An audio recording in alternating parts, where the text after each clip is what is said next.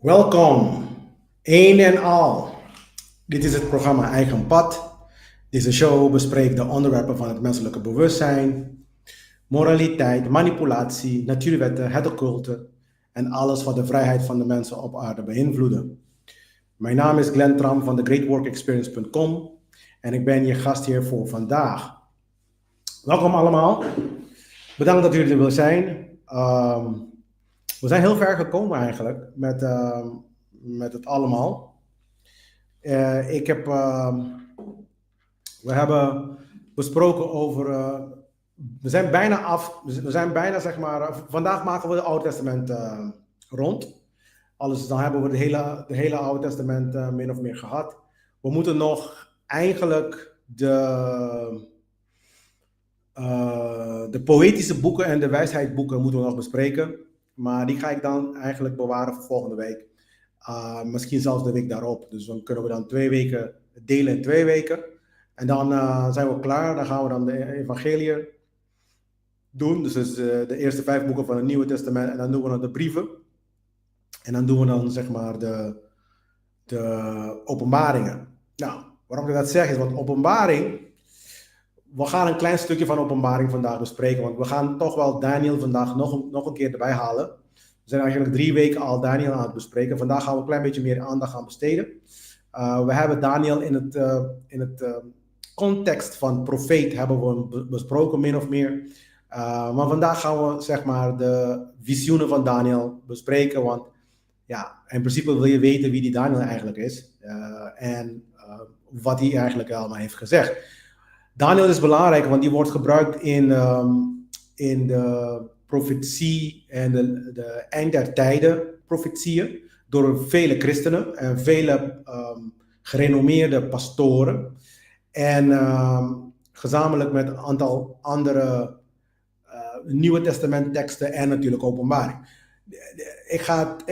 Tegen die tijd ga ik dat bespreken. Maar voor nu gaan we Daniel...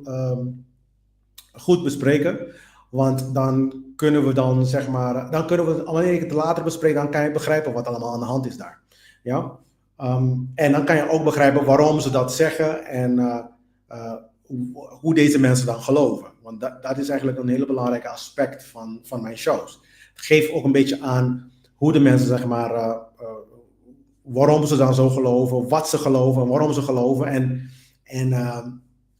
En mijn doel is natuurlijk, mensen, is om jullie zeg maar een volledig holistisch concept te geven. En ook de lessen, de transformerende lessen wil ik eigenlijk eruit halen, meer dan de verhalen zelf. Ja? Tot nu toe heb ik jullie bewijzen gegeven, en die bewijzen die wijzen erop uit dat de figuren die erover gesproken worden, er is niks over gehad. Nou, er is een andere theorie ook, dat die figuren in andere teksten een andere naam zou kunnen hebben. Ja, bijvoorbeeld hetzelfde verhaal met Tot, dat later Hermes Trismegistus die wordt genoemd. Maar ja, dat wordt dan zeg maar verwezen in heel veel documenten. Maar de karakters, de mensen van Daniel, heel vaak is dat niet duidelijk. En ja, ik heb ook niks kunnen vinden. Dus ja, ik kan het ook niet hier brengen, omdat ik het niet heb. Ja? Dus het is alleen maar in de Bijbel. Dus dingen die alleen maar in de Bijbel naar voren komen, dan zet ik altijd een vraagteken achter. En ik zal jullie aanraden om hetzelfde te doen. Oké? Dus laten we starten, want ik wil niet te lang hierover hebben. En dan even de sheets erbij pakken. Ja, dus het bloed van Jezus, dat is het, zeg maar de subtitel eigenlijk van de hele serie. De titel is de occulte kant van de Bijbel. Maar hier heb ik natuurlijk het bloed van Jezus als titel gezet, kan je zeggen. Want mijn vraag is eigenlijk, wie heeft Jezus nou eigenlijk daadwerkelijk vermoord? En we gaan, om deze vraag te beantwoorden, wil ik door de hele Bijbel heen. Om te weten wat de Bijbel zegt erover. En dan uiteindelijk kijken wat andere bronnen daarbuiten zeggen. En uiteindelijk te kijken als jullie dan zeg maar op die antwoord gaan komen. Ja? Tip is dat het niet de Joden zijn en ook niet de Romeinen. Dus het is een hele goede om over na te denken dan. Uh, Even kijken. Dit is mijn werk. Kan je dan vinden op thegreatworkexperience.com. Mensen niet vergeten ook aanmelden bij de Pika Pika platform. Je kan zeg maar Pika Pika platform volgen. Ik weet dat het heel veel... Goedenavond Anna. Ja, ik weet dat het heel veel dingen zijn. Zeg maar, de Pika Pika platform heeft 2 programma's al in het Nederlands. De Pika Pika Nederlands, zeg maar. Maar die heeft ook dit programma, Eigen Pad. En die heeft ook 1 programma in Papiamento. Dus ja, jullie worden aangemoedigd om deel te nemen aan de Pika Pika community. In ieder geval, ik ben hier te vinden. En dan kunnen jullie mij natuurlijk, wanneer ik online ben, dan krijg je meteen een seintje via Facebook. Ja. En we hebben ook 2 programma's in het Papiamento en 2 programma's in het Nederlands. Dus de René Martina, dat is ook een dokter, een holistische dokter, die zit ook erbij. Die vergeet ik altijd trouwens. Mijn excuses René als je dit hoort. En we hebben natuurlijk ook Rita zelf als die zijn de 2 waar wij educatie en gezondheid voornamelijk voor. Die 2 programma's zijn voor de Antilliaanse doelgroep. En dit is meer voor de Nederlandse doelgroep, maar ook voor de Antilliaanse doelgroep trouwens. En we hebben ook nog een Pika Pika Nederland, die gaat ook over Nederlands-Caribische educaties of dingen die dan in Nederland gebeurt met onze mensen. Dus dan kunnen de Nederlanders ook een beetje volgen hoe wij allemaal denken, Ik denk dat het heel veel te leren valt. Ik denk beide kanten. Dus dat kunnen jullie zijn altijd wel welkom in ieder geval. Maar goed, mijn materiaal van The Great Work is hier te vinden. En dan krijg je van alles. Dus ik ga dit niet nog een keer. Wij moeten dan gaan begrijpen dat anarchie de oplossing is. Mijn boek is te vinden. Je ziet het al achter hier. Zo. Zie je de Spaanse versie? Dat is de Spaanse versie. Dat heb ik daar gezet. En dat komt omdat ik, als jullie dat allemaal nog kunnen herinneren, de eerste 2 of 3 episodes had ik nog de Engelse versie. Ja. Maar die kopen mensen ervan me. En natuurlijk waar ik zit, ja, ik weet niet, niemand wil de Spaanse versie. Iedereen wil de Engelse versie en de Nederlandse versie. Dus ik moet het opnieuw kopen. Maar de Spaanse versie is nog steeds hier. Dus ik ga de Nederlands en de Engels nog een keer bestellen. Dan hebben jullie dat. Ik heb al een paar bestellingen al gehad. Dus ik zou zeggen, ga snel en koop deze versie. Het is een geüpdate versie. Dit is editie 2, waar ik dingen makkelijker uitleg. En ik heb nog een keer een editor eroverheen gelaten. En ja, goed. In ieder geval leest het weer lekker, maar met een bepaalde twist en een bepaalde jus, zeg maar. Maar in ieder geval nog steeds met de kern van het verhaal dat ik ook al had in de eerste editie. Oké, de presentatie is namelijk bedoeld om je interesse te wekken. Dus ik beweer niet om alles te weten. Dat zeg ik elke week. Ja. Ik heb de podcast. Dankjewel Eva. Ik heb de podcast helemaal met alle materiaal die ik hier bespreek, vandaag ook, is al online. Ja, dus als je nu online gaat naar deze serie op mijn website, dan krijg je verschillende downloadmateriaal. Ik heb de Nagama die toch wel in het Engels gezet voor degenen die geïnteresseerd zijn. Alle bronnen die ik vandaag ga vermelden ook, die zitten allemaal nu ook gekoppeld aan deze podcast. Op ze allemaal. Dus en ik heb ook de Illuminati. Ik heb de Illuminati film die ik heb beloofd, heb ik ook daaraan gekoppeld een tijdje geleden. En Agora, die heb ik ook al verteld, maar er zit ook daar, kan je zelfs een filmpje kijken van hoe de Romeinen, zeg maar, al de bronnen van kennis hebben verbrand. En vervolgens de laatste gnosis, dat is dan Hypatia, hebben vermoord. De vrouw die heette Hypatia. Ja? Dus ja, het is interessante film allemaal. En ik denk dat dat ook een beetje een gevoel krijgt. Je krijgt dan een bepaald gevoel hoe dat allemaal is gegaan toen de tijd. Voordat je start natuurlijk wil ik je aanmoedigen om de serie, de 2 series hiervoor te bekijken. Mijn presentatie en de dingen die ik presenteer is cumulatief, mensen. Dus ik kan niet alles elke week bespreken. Dus ik hoop dat jullie, als jullie iets niet begrijpen, kan je me altijd vragen online live. Maar ik hoop dat ik probeer zoveel mogelijk zeg maar, te bespreken, maar ik hoop dat jullie dan zeg maar, ook heel veel. Ik probeer elke episode toch wel op zichzelf staande te verzenden, te maken. Maar desalniettemin zijn heel veel concepten die ik bespreek, die ik niet ga uitleggen hier, waar ik dan zeg maar op eerdere podcasts heb uitgelegd. En heel vaak ook uitgebreid. Dus bijvoorbeeld nu ga ik bijvoorbeeld Daniel wil bespreken, ga ik in de toekomst niet meer doen. Als ik dan zeg maar de openbaring ga bespreken, dan gaan we heel snel eroverheen zeggen, die visioen en klaar. Ik ga het hele Daniel verhaal niet nog een keer, vandaag gaan we het wel doen. Ja, dus gaan we een beetje de diepte in. En de hoop is dat jullie dan zeg maar goed gaan begrijpen waarom deze dingen, hoe je deze dingen moet gaan bekijken dan nog eens een keertje. Want mensen nemen het te serieus en te letterlijk ook. Ja, de masterclass. Die begint zeg maar de 6 juli. Het is een kleine groepje mensen. Ik heb niet zoveel mensen nu gekregen, heel eerlijk. Ik denk dat we dan op 5 of zo zitten. 5 mensen.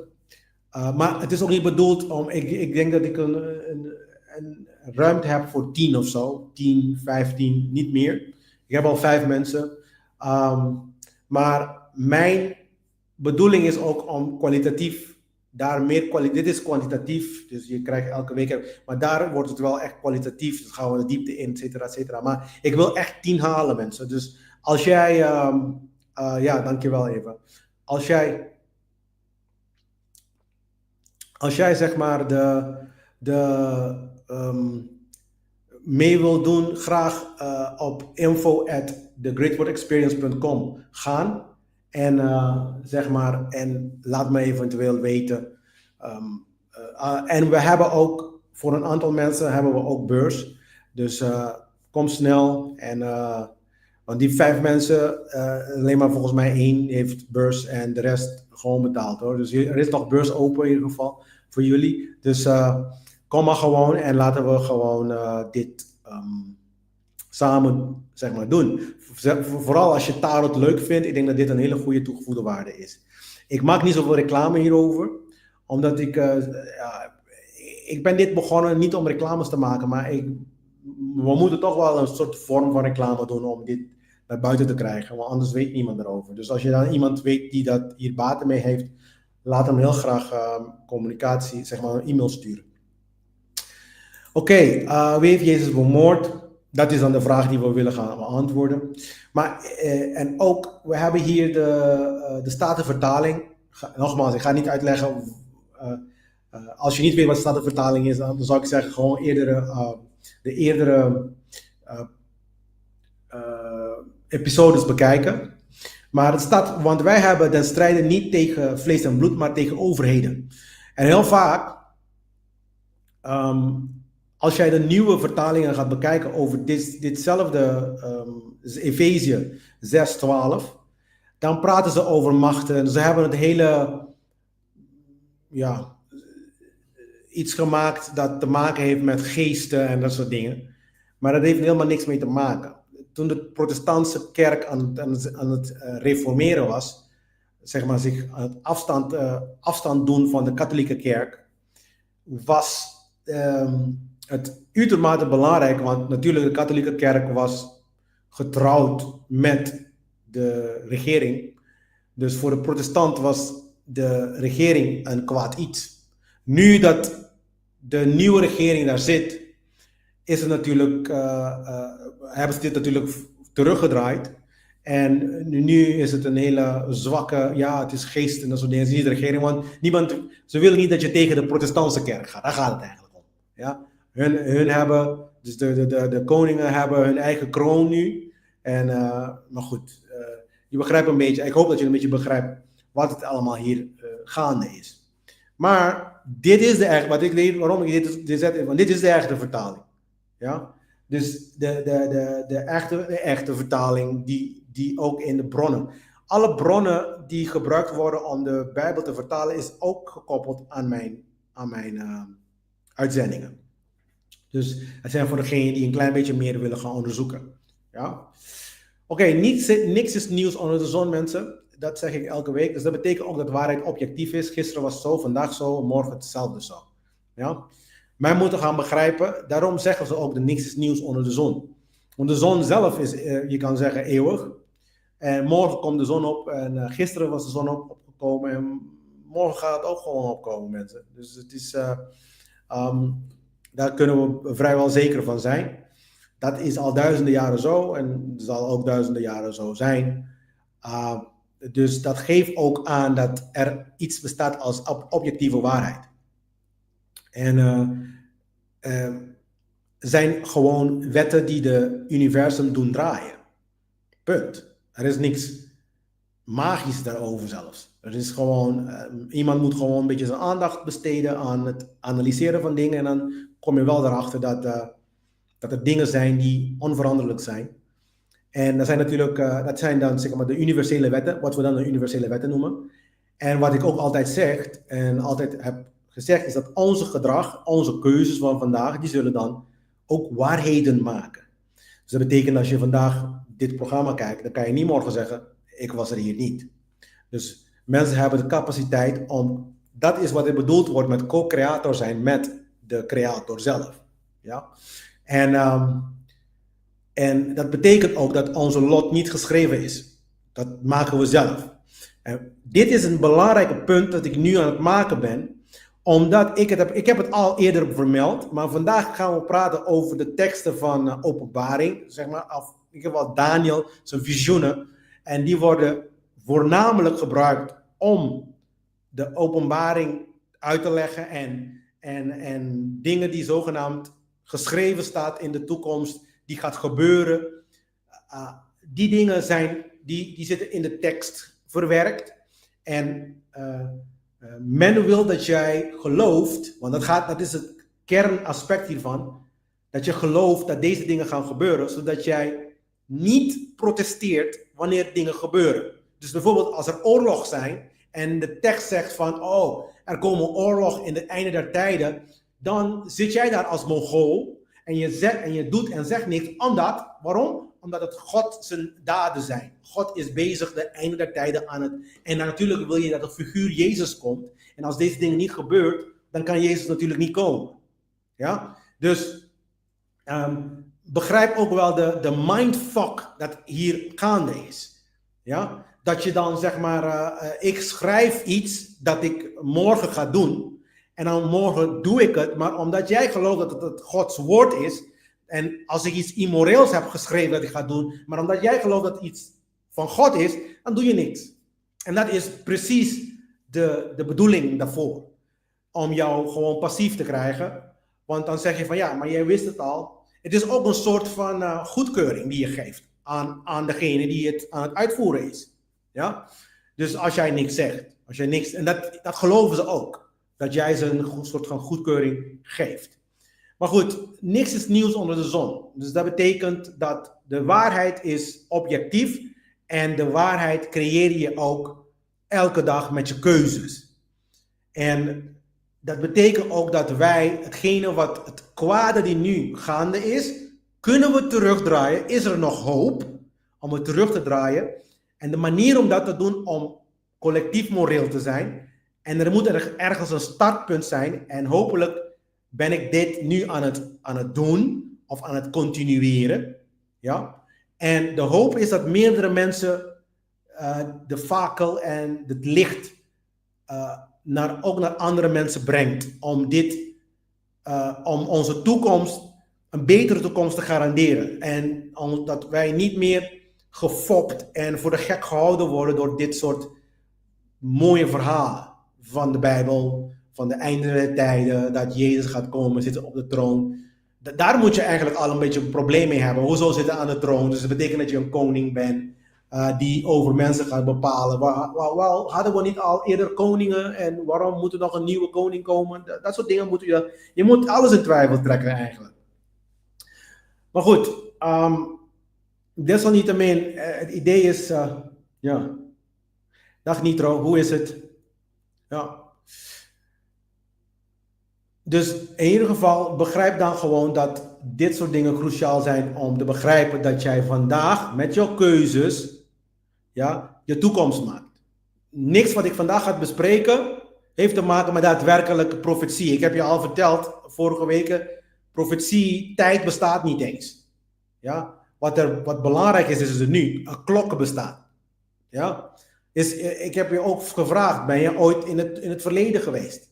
En waar mensen zeggen van ja, in mijn gedachten, ja, maar wanneer denk je dat? Je denkt het nu.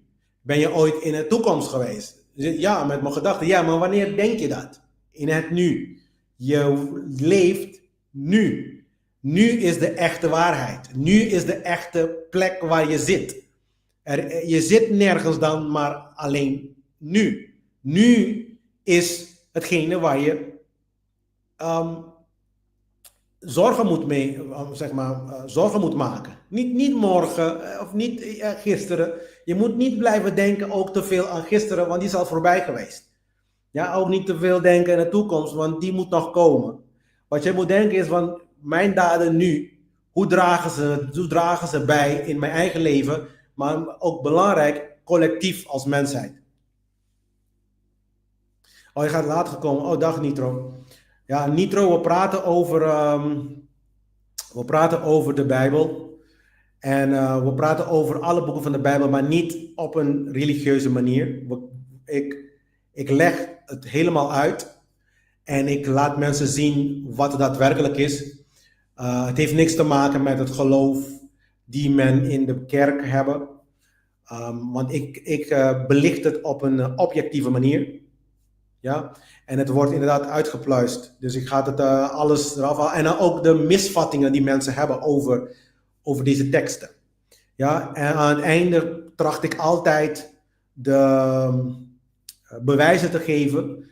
Want tot nu toe kunnen bewijzen alleen maar dat de koninkrijken er bestonden. Dus Babylonië, Mede-Perzië, de Grieken en Rome. Die hebben we archeologisch bewijs van. Maar de figuren, zeg maar, de karakters in de Bijbel die daarover gesproken worden, met Abraham, Isaac, Jacob en al deze dingen, dit nog geen bewijs. Dus, de enige bewijs die we hebben is bijvoorbeeld in de Bijbel. En de vraag is dan ook, is dat een bewijs? Als je alleen maar één bron hebt. En ten tweede is ook van, het is een Joodse bron. En het is gemaakt voor Joden, door Joden. Dus de vraag is ook van, hoe zwaar moeten we die woorden wegen? Want wat ik ook wel heb vermeld zijn andere archeologen die zelf ook Israël Finkelstein, heb ik ook vorige keren ook vermeld. En die werkt in de Universiteit van Tel Aviv. En die zei ook van dat de hele verhaal van David en Salomo propaganda waren, politieke propaganda, waar de Bijbel meer een politieke propaganda op een plek zit van een politieke propaganda dan het gaat om daadwerkelijk dat God iets heeft gezegd. En daarnaast leg ik ook uit eigenlijk dat de Bijbel uit een mystieke achtergrond komt, waar heel veel concepten die daarin besproken worden, die heeft te maken met de transformatie van het innerlijke. Dus dat jij de Christus zelfs bent en niet een externe Christusfiguur waar de christenen tegenwoordig aanbidden. Dat jij degene bent die moet zich transformeren in gedachten, in hart en ook in acties. Ja? Dus dat is eigenlijk hetgene wat wij aan het bespreken zijn. Dus dan weet je dat. Nou, in ieder geval welkom. En ik hoop dat je dan geniet van de presentatie. Ja, dus vandaag gaan we wat ze dan noemen, wat de protestanten noemen, een apocryfe boeken. 2 apocryfe boeken en 1 kanonieke boek. Dat is dan Daniel. Die gaan we hebben we al twee weken waren we al mee bezig, maar in het kort. Vandaag gaan we een klein beetje in verdiepen. En we gaan de Hellenistische invloed en de Maccabeese opstand gaan we bespreken vandaag. Dus we gaan 1 en 2 Maccabeeën bespreken en we gaan Daniel bespreken. Dus ik zou zeggen, geniet ervan. Dit is, zoals ik zeg, geen religieuze presentatie die probeert om iemand te bekeren tot een bepaald soort religieus geloof of overtuiging. Dit is geen poging om moderne christelijke secten of denominatie te demoniseren ten gunste van een ander. Dit is geen presentatie van atheïsme die probeert om een hogere macht dan de mens te ontkennen. Dit is geen presentatie van agnosticisme waarin beweerd wordt dat men niets weet van een al dan niet bestaan van een bovennatuurlijke wezen. Heel veel mensen zullen, hoe noem je dat, zich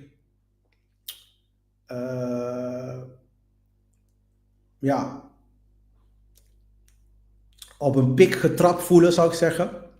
Ze zullen zich beledigd voelen. Dat is het woord dat ik zoek. Maar echte christenen, de mensen die echt begrijpen dat dit concept van christendom, die bestond duizenden jaren voor de Christus in de Bijbel. Duizenden jaren. Ja? Die mensen, die echte christenen, die zullen zich niet beledigd voelen voor wat ik te zeggen heb.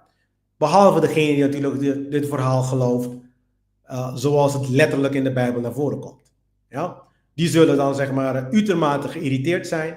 En die zullen alles en op alles doen en proberen te bewijzen om hun foutieve geloofssysteem of hun geloofssysteem zeg maar te bevestigen. Want men wil niet open zijn voor iets anders. Men wil wat men al in gelooft, wil men bevestigen.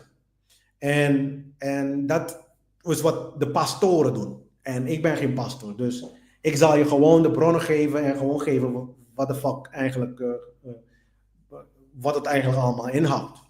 Ja?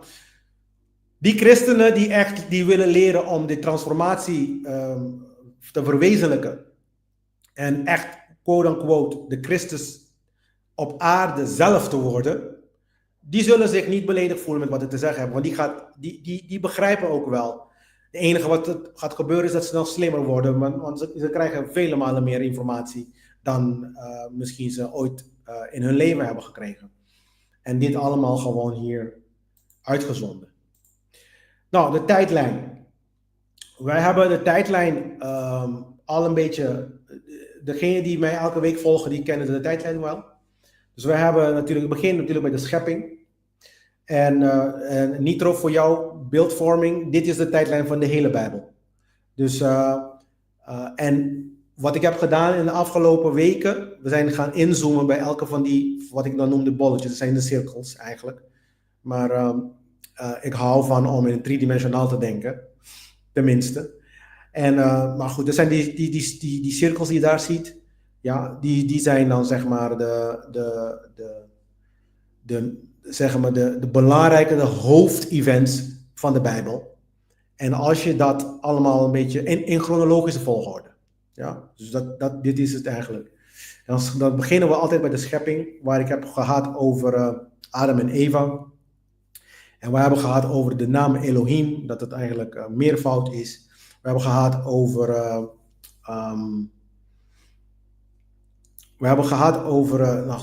Adam en Eva die dan zeg maar niet het appeltje at, maar de vrucht uit de boom des leven eten. De boom des leven, voor de occultisten is dit al meteen hoe noem je dat? Een licht die gaat branden. Omdat, ik ben zelf geen christen, maar ik vind het wel interessant om naar je te luisteren. Daar ben ik zeker van. Ja, nou, graag zelfs. Dankjewel, Nitro.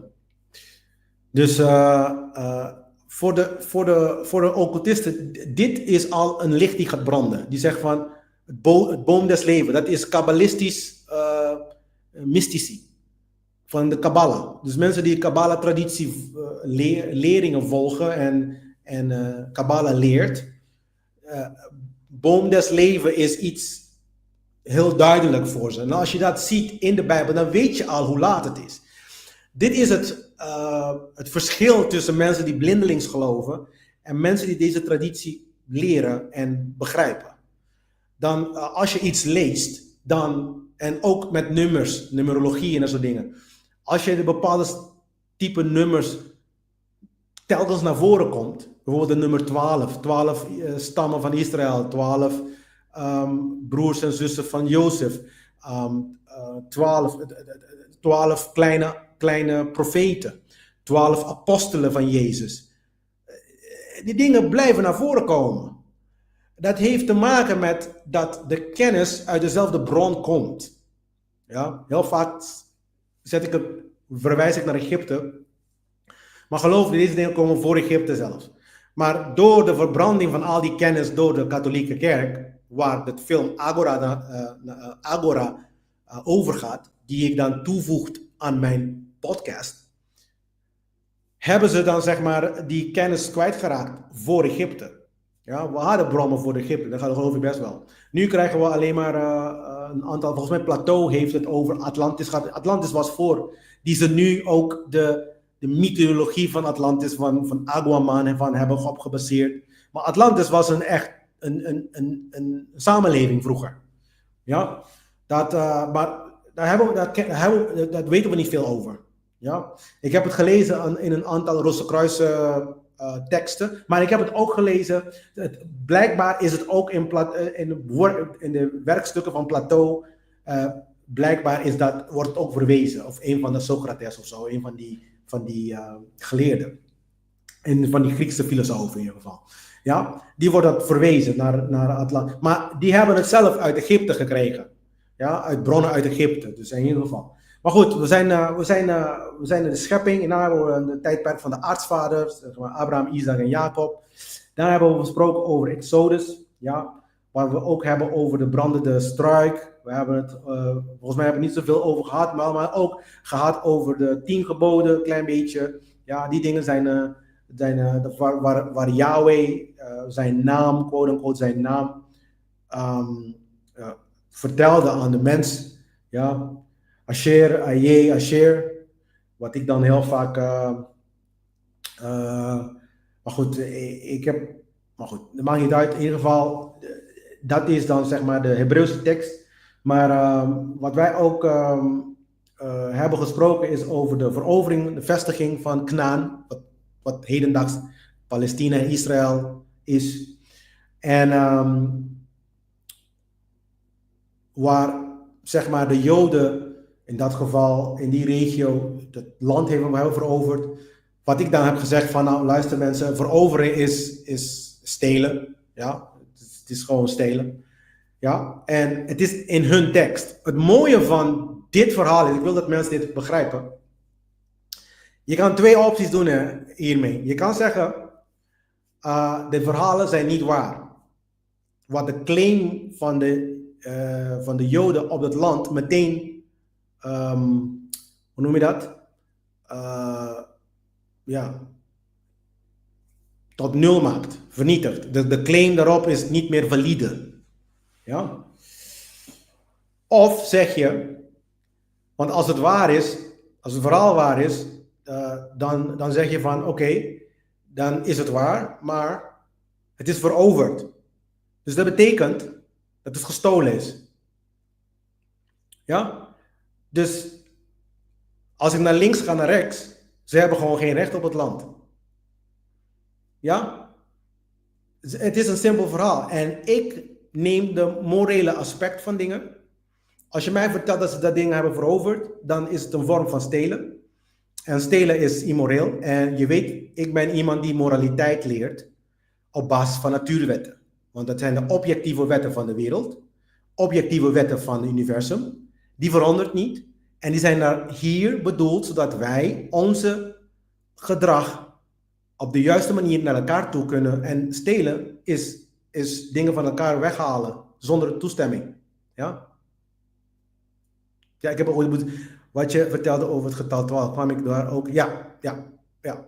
De Golden Dawn is een hele interessante esoterisch groep, een orde. Ja.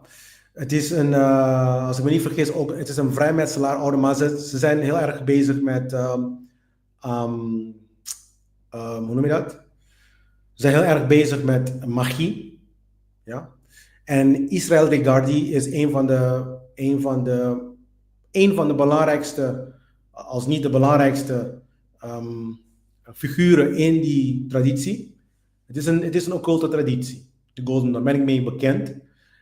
Ik heb daar heel veel boeken erover. En ik denk zelf, als jij mijn eerdere podcast bekijkt van Tarot, want die heb ik ook besproken, helemaal, de grote en kleine arcana, dan krijg jij boeken van Israël, heel veel boeken van Israël Regardie daar gekoppeld. Waar ik zeker weet, waar ik boeken van Israël Regardie heb geüpload, is bij Kabbalah.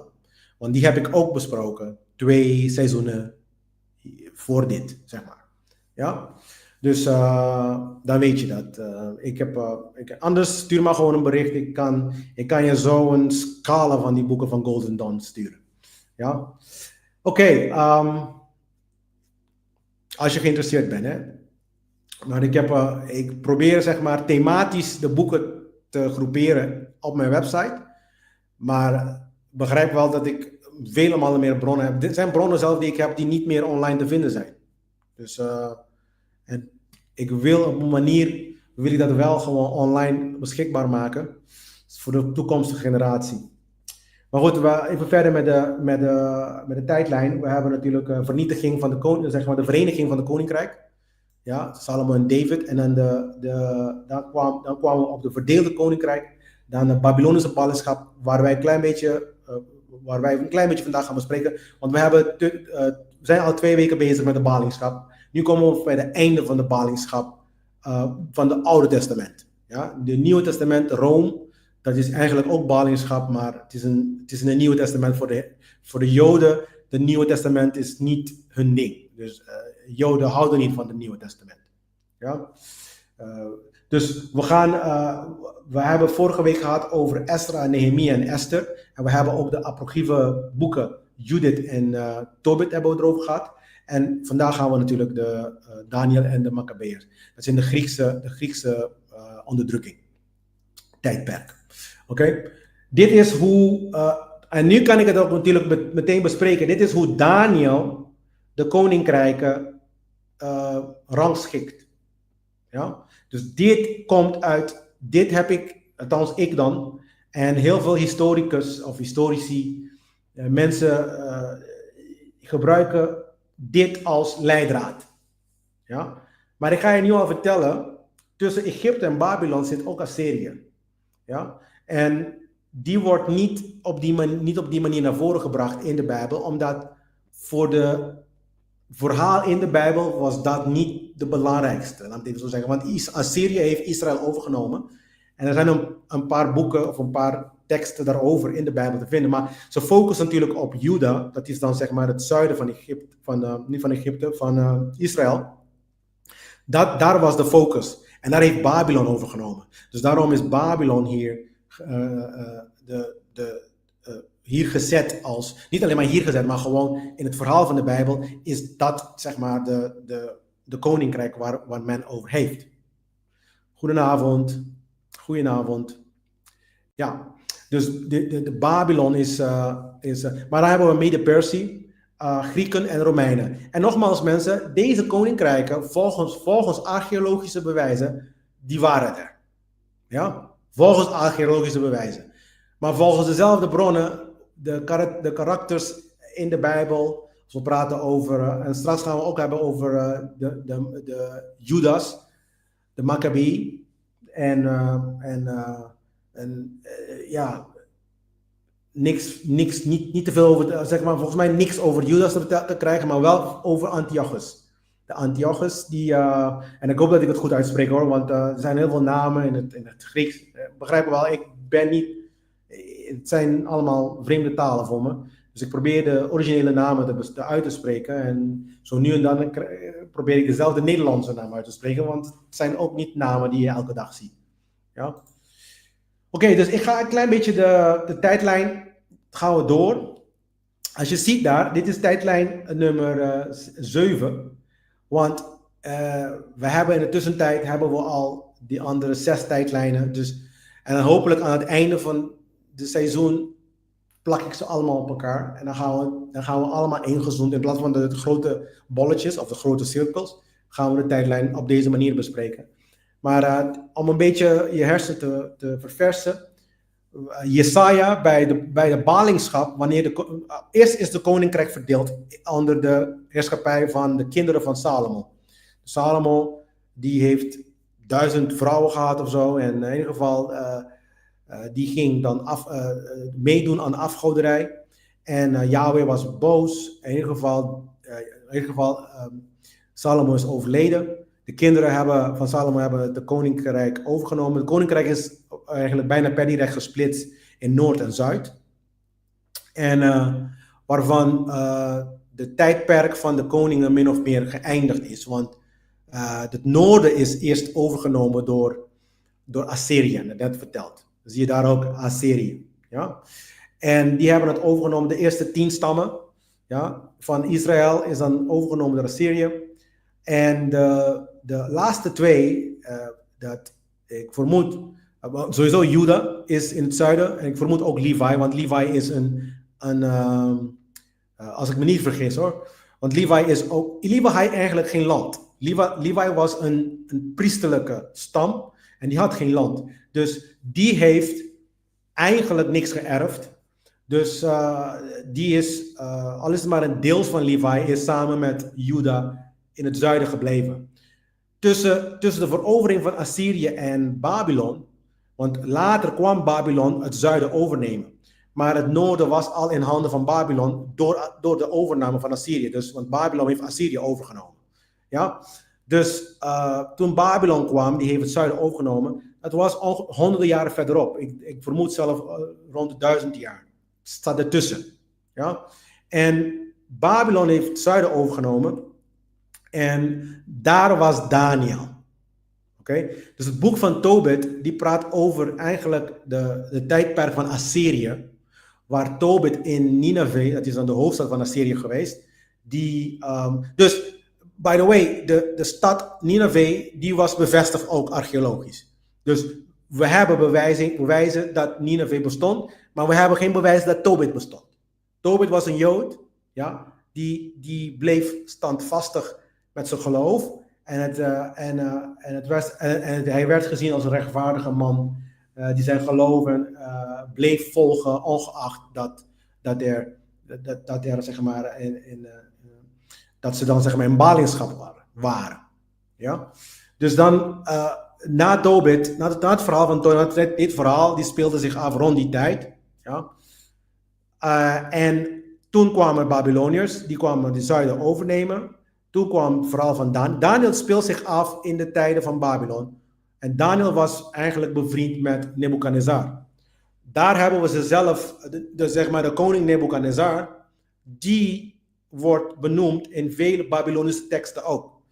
Dus de Bijbel, en niet alleen maar één ook, verschillende. En wat ik daarmee wil zeggen is dat we hebben twee bronnen nu die vertelt over dezelfde. Maar mijn punt is dat Daniel zelf, die, zover ik het heb kunnen achterhalen, Daniel zelf, die wordt niet benoemd in de Babylonische teksten. Ja?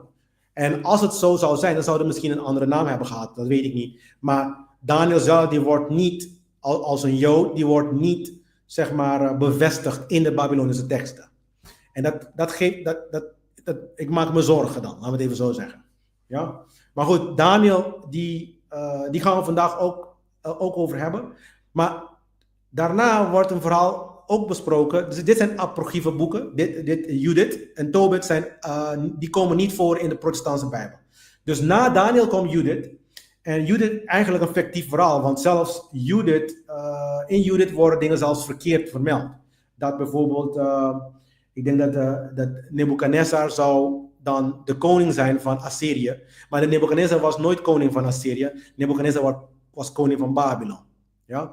Dus als Assyrië was er niet meer en Babylon, maar misschien bedoelden ze dan dat Babylon Assyrië heeft overgenomen, maar dat vertelt de tekst niet. De tekst zegt, hij is koning van Assyrië. Ja? Misschien wordt het anders bedoeld, maar goed. Dat is, maar het is een fictieve verhaal in ieder geval. Dat gaan heel veel mensen mee akkoord. Heel veel historici gaan ermee akkoord dat het een fictief verhaal is. En ik denk dat het ook heeft te maken met de inaccurate vertelling van de historie. Ja? Want ze hebben een aantal dingen gevonden. En in die tijd al, bij het samenstellen van de kanon van de Bijbel. En dit verhaal die past er niet helemaal goed in. Dit krijg je wel in de katholieke kerk, maar niet in de protestantse Bijbel. De katholieke wel erin. Ja? Omdat het niet letterlijk bedoeld is, mensen. Dat is de reden daarvoor. Ja? Dan praten we over Perzië. Perzië, overname van Babylon. En dan hebben we te maken met Esther. Die speelde zich in die periode. Esther was een Jodin, maar die was getrouwd met de koning, maar de koning wist het niet. Maar goed, daar heb ik vorige week ook over gehad. En toen mochten ze dan van de Perziërs, mogen ze dan terugkeren onder de decreet van Cyrus de Grote. Dan praat je over Zerubbabel, die heeft dan opdracht gekregen om de tweede tempel te bouwen. En die leidde dan natuurlijk de bouw van de tweede tempel in Jeruzalem. En dus daarom is Zerubbabel een belangrijk figuur, ook voor de Joden. En dan hebben we natuurlijk over Ezra, die is gestuurd door Artaxerxes, dat is dan de naam van die koning toen, om de muur, om de Torah te leren in Juda. Dus om de Judeërs weer de wetten van Yahweh te onderwijzen. En hij was ook gestuurd om rechters te leiden. Ezra was zelf ook een Jood. Ja? Dus dat je een beetje perspectief. Maar die was in ballingschap en die werkte namens de nieuwe koning. Ja, heel vaak doen ze dit. Ze zijn dan de tweede in rang. Op een of andere manier krijgen ze dan zeg maar dit soort posities. En dan gaan ze hun eigen mensen onderwijzen. Dus dat is een beetje het hele ding. Dit is, wat mij betreft, ook een strategie van Rome gehad al die tijd. Even een mijntje hoor, mensen. Ja. En ja, dus die Zerubbabel is een belangrijke figuur in ieder geval voor het bouwen van de tempel. En dan toen kwam dus Esdra en dan toen kwam er Nehemia. Daar hebben we ook over gehad. Ja, die was eigenlijk een cupbearer, dat is een schenker. Hij schenkte gewoon de water en wijn voor de koning. En op een of andere manier is hij dan gouverneur geworden. En hij is dan muren gaan bouwen rondom Jeruzalem. Hij is ook naar Juda gegaan, maar uiteindelijk ook opdracht gekregen om muren te bouwen en de stad te verdedigen. Volgens de Joodse traditie. Volgens de teksten uit de Bijbel.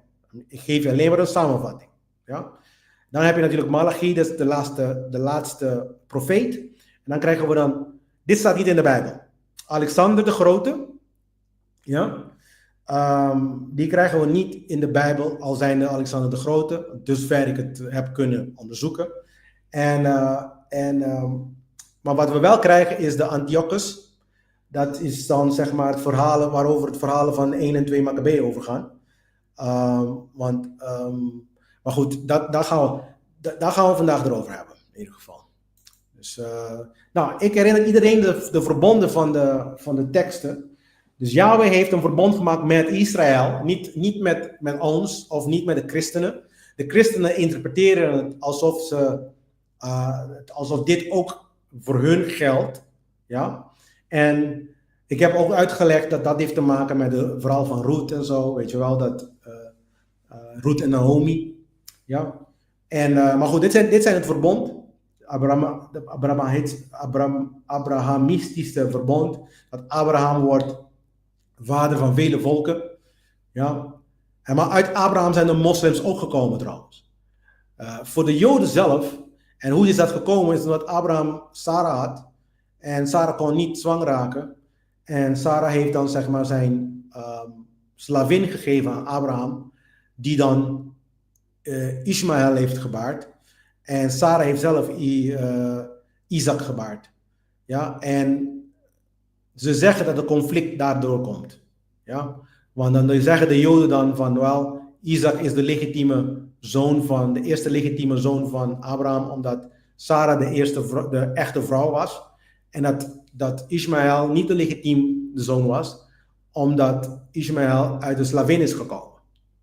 En dat geeft mij ook aan dat ze dan heel erg discriminerend waren natuurlijk. Want als je dat soort gedachtegangen rondloopt, dat betekent dat als iemand een slaaf is, dan wordt die is minder waard dan iemand die... Maar goed, in ieder geval de verhaal van Ismaël en blijkbaar dit is het verhaal. Dat Ismaël zegt van ja, nou, ik heb de belofte van Abraham op mij.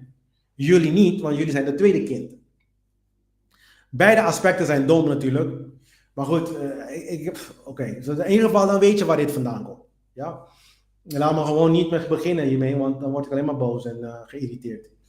Het verbond met Israël is ook gemaakt, zogenaamd. De getrouwdheid aan God, die brengt dan hun voorspoed, et cetera, et cetera. Dus de andere 8 miljard mensen kunnen maar gewoon de pot op.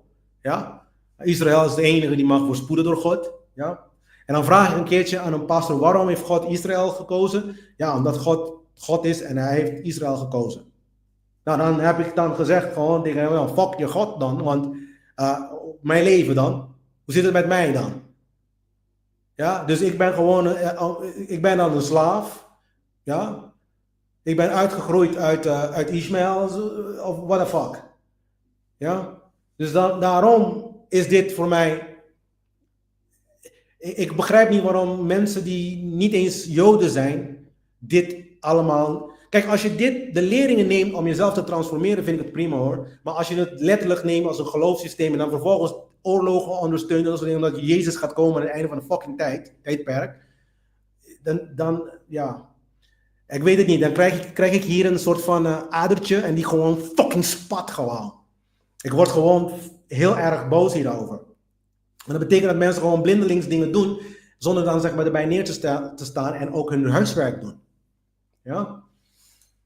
Maar goed, en dan hebben we natuurlijk het Davidische verbond, dat de Messias uit de stam van David komt. En dit is de reden waarom ook Babylon de voornaamste, want ze volgen Juda meer. Want toen ze dan terugkeren naar Israël, het waren meestal Judeërs die dan terugkeren en de tempel herbouwen. Want die waren dan zeg maar de trouw aan Yahweh. Waar zijn die andere Israëlieten? Overal, gemengd, overal, over de hele wereld.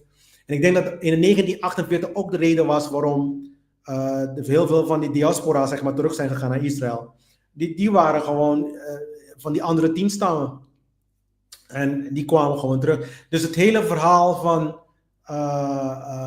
de terugkeer, die heeft uiteindelijk plaatsgevonden in 1948 ongeveer. Met het decreet van de Verenigde Naties. En ja, goed, maar goed. Na de Tweede Wereldoorlog. Ja. Goed. Dit zijn belangrijke aspecten. Nou, vandaag eventjes heel snel de boeken samenvatten. En dan gaan we heel snel doorheen. Oké, eigenlijk we waren aan het praten over dat Perzië. Want daar zijn we vorige week gebleven in Perzië. Perzië, onder leiding van Cyrus de Grote, veroverde Babylon. Ja. En hij doet dat zonder strijd. Maar in de Bijbel staat dat Belshazzar, ja, je kan zeggen de koning was van Babylon. Maar het is niet waar. De specifieke gebeurtenissen van dit verhaal, van het overname van Perzië, staat in de Babylonische kronieken. Waar ik ook toegevoegd had aan deze podcasten. Allemaal.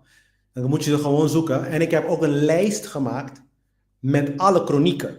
Dus dan kan je, zeg maar, als jij wil, want niet allemaal zijn uiteindelijk vertaald en gedocumenteerd. Maar ik heb de meeste wel toegevoegd die gedocumenteerd zijn. En helaas hebben ze geen Nederlandse versie van. Alhoewel, er is één professor in Nederland, in een vrije universiteit in Nederland, heb ik gezien, die is bezig de Hellenistische, heel gepast voor dit presentatie, maar die is dan zeg maar de kronieken aan het samenstellen in een boek. Waar ik eigenlijk heel blij mee ben, want dan kan ik dan zeg maar mijn verhaal over de Bijbel min of meer ook meteen compleet maken. Dat is dan R.J. van der Spek, voor degenen die geïnteresseerd zijn, en I. Finkel. Ja? Die hebben dan zeg maar de Babylonische kronieken van de Hellenistische tijdperk. Want de Babyloniërs die houden het wel bij, al die tijdperken. Dus we hebben kronieken waar wij ook een soort van tweede bron als bevestiging van wat in de quote-unquote in de Bijbel staat, als dat waar is, ja of nee. Ja. Maar goed, in die kronieken staan wel welke koning daadwerkelijk koning van Babylon was. Dus uit de Babylonse kronieken staat daadwerkelijk wie de koning was van Babylon. En dat was niet Belshazzar, dat was, als ik me niet vergis, Nabonidus. En Nabonidus had een zoon en die heette Belshazzar. Ja? Dus koning Nabonidus, die was de echte koning van Babylon op dat moment, toen Babylon overgenomen werd door Perzië. Ja, door de Medes en de Perzië, door Cyrus de Grote. En de Babyloniërs waren ontevreden over Nabonidus. Ze waren ontevreden over hem. En over zijn religieuze hervorming en politieke keuzes. En Cyrus, die presenteerde, dus volgens de Babylonische kronieken, presenteerde Cyrus als de bevrijder en de uitverkorene van Marduk. En Marduk is een van hun goden. En Marduk is eigenlijk, kan je zeggen, een van die giganten die de Bijbel over heeft. Een Anunnaki dus. Een van die Elohims. Wat ik dan noemde Elohims. Want ze zijn eigenlijk verspreid over die regio daar. Allemaal hadden zeg maar hun eigen stand. Ja. Ik soms, en trouwens dit is speculatie. Ja. Maar ik geef het gewoon als voed voor het gedachte. Ik denk zelf dat, omdat ze dan geneticus waren, ze manipuleerden de genen van de mensen. Mijn vraag was altijd, en ik heb nog niks daarover gekregen. Mijn vraag was altijd als de aantal rassen niet de bewijs was waar je behoorde. Bij welke kamp je behoorde. Ja? Want ze hadden kampen. Ja? Als je de Egyptische verhalen hoort, ze kwamen daar, er was één bron kennis en er was op een gegeven moment een opdracht om over de hele wereld te gaan en de nieuwe ras, de Homo sapiens, zijn wij dus, te onderwijzen en civilisaties op te zetten en te leren, et cetera, et cetera. En daarom krijg je ook al die structuren overal. Dus dan krijg je van die piramiden over de hele wereld. Dus niet alleen maar in Gaza of in Egypte, gewoon over de hele wereld. En die technieken ook die ze gebruiken, die zijn ook nog verspreid over de hele wereld. Maar dus Marduk blijkbaar was een van die goden. Ja? En Cyrus presenteerde zich als de verkorene van deze god. En de mensen geloofden hem. En de stad gaf zich vrijwel zonder gevecht over aan Perzië. En dit markeerde dus, zeg maar, maakte een einde aan de Babylonische tijdperk en het begin van de Perzische overheersing over Mesopotamië. Want dat is het eigenlijk. Dus Belshazzar, die betekent Bel, bewaar de koning. Want ze waren eigenlijk aanbidders van Baal. Waar ik ook sprak in mijn satanische, zeg maar, mijn podcast over satanisme. Waar ze dan, zeg maar, al deze woorden vandaan komen. Een bel, dat is echt letterlijk een bel. In het Engels zeg je ook een bill. Dat is dan zeg maar een soort van facturen, een bill. Je praat ook over, er zijn verschillende dingen die afgeleid zijn van bal. Een bal, letterlijk een bal. Een bal. Dat zijn allemaal alchemisch, wat is dan een alchemische taal. Ja? Maar goed, die was de zoon, de Belteshazzar die de Bijbel over heet, was de zoon van Nabudimus. Ja? Tijdens de laatste jaren, dus voordat Babylon overgenomen werd door Perzië, was Nabudimus zelf vaak afwezig. Die was eigenlijk, volgens de Babylonische kronieken, was die in Taima, in de oase van Taima. Zo heet die plek. Het is ergens in Arabië. Ja?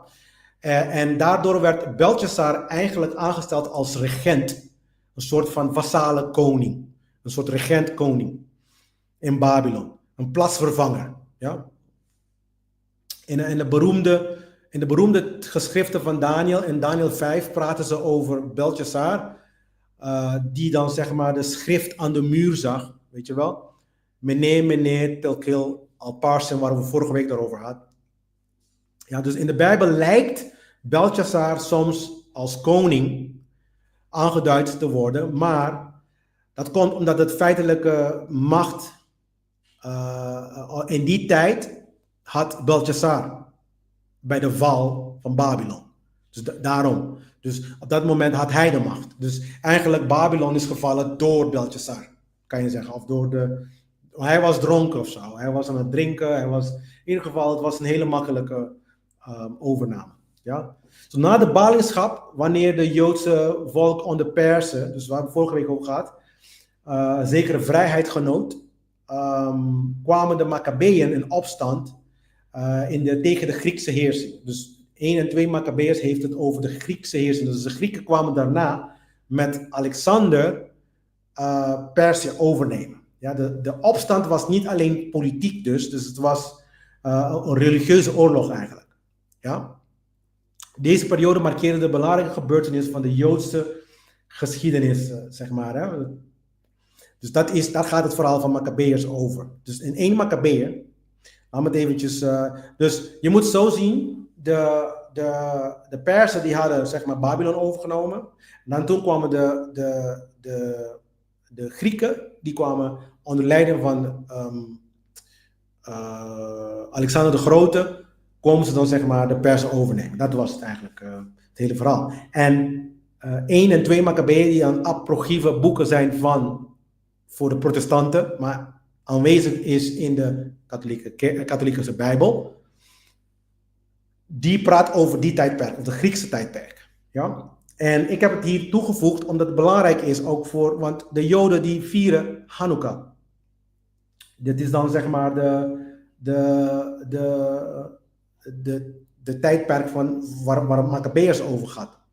Dus dit is een tijdperk die blijkbaar, tenminste in het tijdperk van de Antiochus, die bestond. Want ze hebben zelf munten en al die dingen van Antiochus hebben ze gevonden.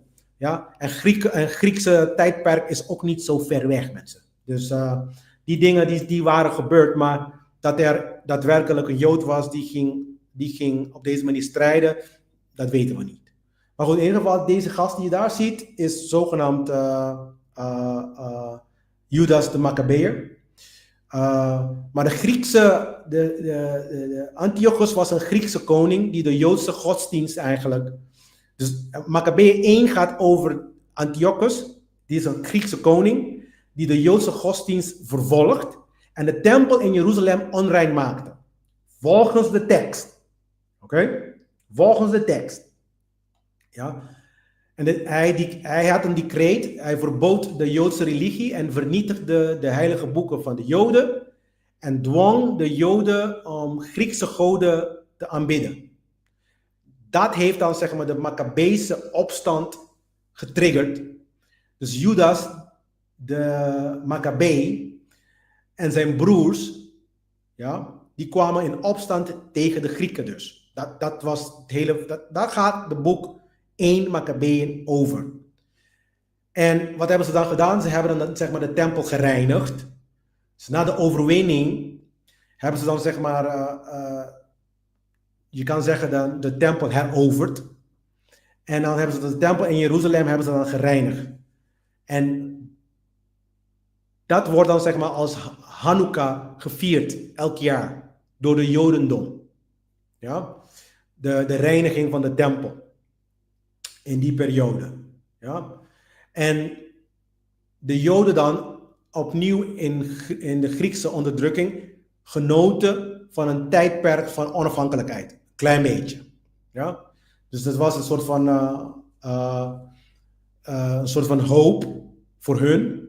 Maar de opstand was een beetje een reactie tegen de onderdrukking en het verliezen van hun Joodse identiteit. Daar waren ze altijd bang voor. Ja? 2 Makkabeeën, ja, vertelt meer over de moed en de vastberadenheid van de Joden. Dus het was meer over hoe moedig ze waren. En het legde nadruk op de heldhaftigheid, de heldhaftige daden van Judas, de Makkabee en zijn broers. En ook hun trouwe volgelingen. Ja? Het is een soort meer een verhaal van moed. Ja? En wat ik ook zag heel veel is dat er herhaaldelijk wordt gezegd van dat als je moedig opstelt, dat God betrokken wordt bij de overwinning. Dus hun gingen keer op keer vertellen dat God betrokken was bij hun overwinning van die kleine oorlogen die ze dan gingen voeren. En dat God wonderen kan verrichten in die oorlogen. Dat is eigenlijk min of meer de tonatie van de 2 Makkabeeën. Ja? En het laatste aspect van 2 Makkabeeën is dat ze dan gedetailleerd gingen ze dan uitleggen hoe de tempel gereinigd wordt. Dus het is een beetje een soort aanvulling op 1 Makkabeeën.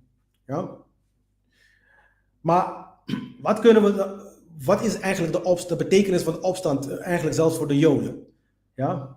Want ze waren niet alleen maar, de Makkabeeën waren niet alleen maar strijders. Ja? Ze wouden hun godsdienstidentiteit behouden eigenlijk. Wat de meeste Joden nu ook gewoon doen. Ja? Ook al zijn ze in verschillende landen verspreid. De meeste Joden kunnen Hebreeuws spreken. Weet je wel. Als je Afrikanen hebt, er zijn heel weinig Afrikanen die overal zijn die überhaupt hun Afrikaanse lering nog beoefenen. Dus bij de Afrikanen is dat helemaal weggehaald. Dus de identiteit van de Afrikanen, bij wijze van spreken, zijn gewoon weg. Dat heb je ook heel vaak met, zelfs volgens mij blanke mensen. Alhoewel, want als dan zeg maar, als je blanke mensen ziet bijvoorbeeld in andere landen, heel vaak, ja, ze beschouwen zich niet eens zelf als Noors of in die richting. Ze beschouwen zich gewoon als inwoners van het land waar ze geboren zijn. Maar de Joden is een specifiek volk, is een hele aparte volk. Ze houden, ik kan zeggen, de Chinezen hebben dat tendentie ook trouwens. Ja, ook al zijn ze geïmmigreerd ergens, dan behouden ze hun identiteit. En omdat de Grieken, die gingen onderdrukken, want ze wouden dat de Joden de Griekse identiteit namen. Dezelfde ook als de Romeinen. De Romeinen doen dat nog steeds. Ze willen dat je dan zeg maar de identiteit, want ze willen dat je dan een Romein bent. In de tijden van Griekenland, ze willen dat je een Grieks bent. Want het is de enige manier dat je dan zeg maar, wat ze dan in Nederland noemen, je assimileert jezelf. Je moet een Nederlander maken. Je moet jezelf een Nederlander maken. Ja? Dus je eigen identiteit min of meer moet je weggooien. Ja? En dan neem je dan zeg maar de identiteit van hetgene die je heeft veroverd. En dat zijn de Joden fors tegen. En dat hebben ze dan jaren gedaan. Ja? Dus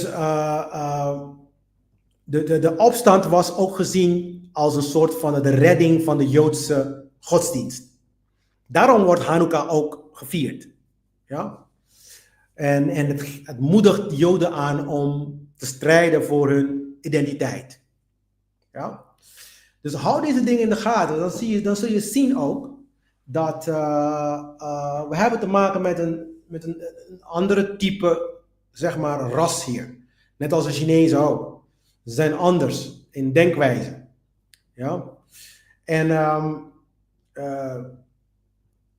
waarom is het eigenlijk, de laatste punt dat ik wil maken voordat ik dan zeg maar ga beginnen met de esoterische kant van die boeken, is dat de Maccabeërs die zijn niet opgenomen in de protestantse Bijbel, want persoonlijk denk ik dat deze boeken die dragen niks bij de hervorming van de protestanten. Die hadden een agenda, die moest uitgevoerd worden. Ja? De agenda was onafhankelijkheid van de katholieke kerk. En ik denk dat ze zelf zagen dat die boeken eruit halen, een soort van afstand doen van de katholieke kerk ook. Maar voor de rest, het is wel je krijgt het wel in de Septuaginta. Septuaginta, die zit ook bijgevoegd aan deze, al deze, zeg maar, de hele serie, al deze podcast. Septuaginta, dat is dan zeg maar de Griekse vertaling van de Hebreeuwse Bijbel. Die zitten wel erin, deze verhalen. Ja, dus het is een belangrijk, ik weet niet waarom, de reden waarop dat ik dan kan bedenken dat de protestanten de weg hebben gehaald van de Bijbel, is hierdoor. Ja.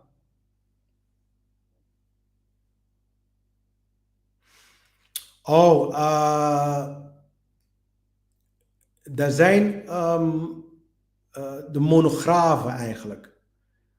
Ja, maar dat heeft niks mee te maken hoor. Maar dat zijn de monografen. De Golden Dawn. Ik heb een hele Golden Dawn mapje zelfs. Dat zijn de magie, de rituelen. Dat als je lid bent, dan krijg je die als unieke lid. En dan kan je die rituelen uitvoeren. En dan ook wat het allemaal inhoudt. En ja, ze waren magiërs. De Golden Dawn. De Golden Dawn groepen. Ja. Ze hebben... En heel vaak, de mensen die daar deelnamen ervan, die waren ook in andere occulte groepen. Dus bijvoorbeeld, ze waren ook in vrijmetselaar of in andere occulte groepen ook. Ja. Maar in ieder geval, als jij geïnteresseerd bent, info@thegreatworkexperience.com of stuur een berichtje naar Rita toe en dan zorg ik ervoor dat je die krijgt als je zo geïnteresseerd bent. Ja? Dus, maar goed, maar even terug te gaan. De protestanten beschouwen die boeken van de Maccabeërs, die we nu van bespreken, die beschouwen ze wel als waardevol voor onderwijs. Maar de Griekse periode, die wordt hier besproken en ja, daar gaat het eigenlijk om. Dat zijn ook een soort nationale trots voor de Joden. Hè? Maar goed, als wij gaan kijken naar de esoterische kant, want dan gaan we nu beginnen. Als we gaan kijken naar de esoterische kant van die boeken, dan praten we over de ziel. Ja, dat zijn dan zeg maar judaïsme versus de wereld. Ja? Dus als we praten over de kernboodschap die de Joden ook door hun verhalen, die ze hebben ook gekregen van de Egyptische tijdperk, gaat het over de ziel. Ja? De groei van de ziel ten opzichte van de wereld. Wat de wereld op je legt en wat je daadwerkelijk moet gaan doen. Ja? Dus de mystieke perspectief daaraan gekoppeld is dat de eeuwige strijd tussen de innerlijke gnosis, ja, en de uiterlijke culturele manipulatie. Want daar gaat het om. De wereld die geeft je een bepaalde print. Je moet zo doen, je moet zo werken, je moet zo denken, je moet zo je leven inrichten, je moet dit, je moet dat. Die structuren geven ze je. Ja? Dat is de eeuwige strijd tussen dat en wat je daadwerkelijk jouw innerlijke groei is. Die twee zijn continu aan het botsen met elkaar. Want eigenlijk moet je luisteren naar je innerlijke zelf. De groei die je dan zeg maar van binnenuit, de gnosis, de weten door ervaring. Ja? Dit is een vorm van gnosis, letterlijk.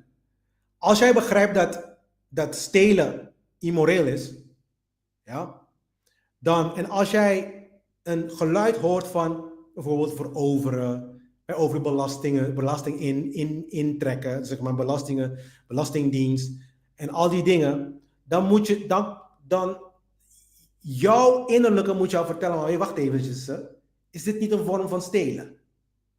Ja? Heel veel mensen zijn helemaal weggetrokken met hun intuïtie en zelfs hun hart en helemaal soms hun hoofd. Ja? Dus, want het is stelen. En stelen is immoreel. En de natuurwetten, die stelt je verantwoordelijk voor dit soort, voor jouw foutieve handelen. En Nitro, als je praat over Golden Dawn, de leringen van de Golden Dawn en de meeste traditie zelfs, die leren je zeg maar om Kabbalah ook. Er is een hele afdeling van Kabbalah over magie. En dat heeft ook te maken met natuurwetten. Ook te maken met wezens in andere dimensies. Maar ook vooral te maken met natuurwetten. Zeg maar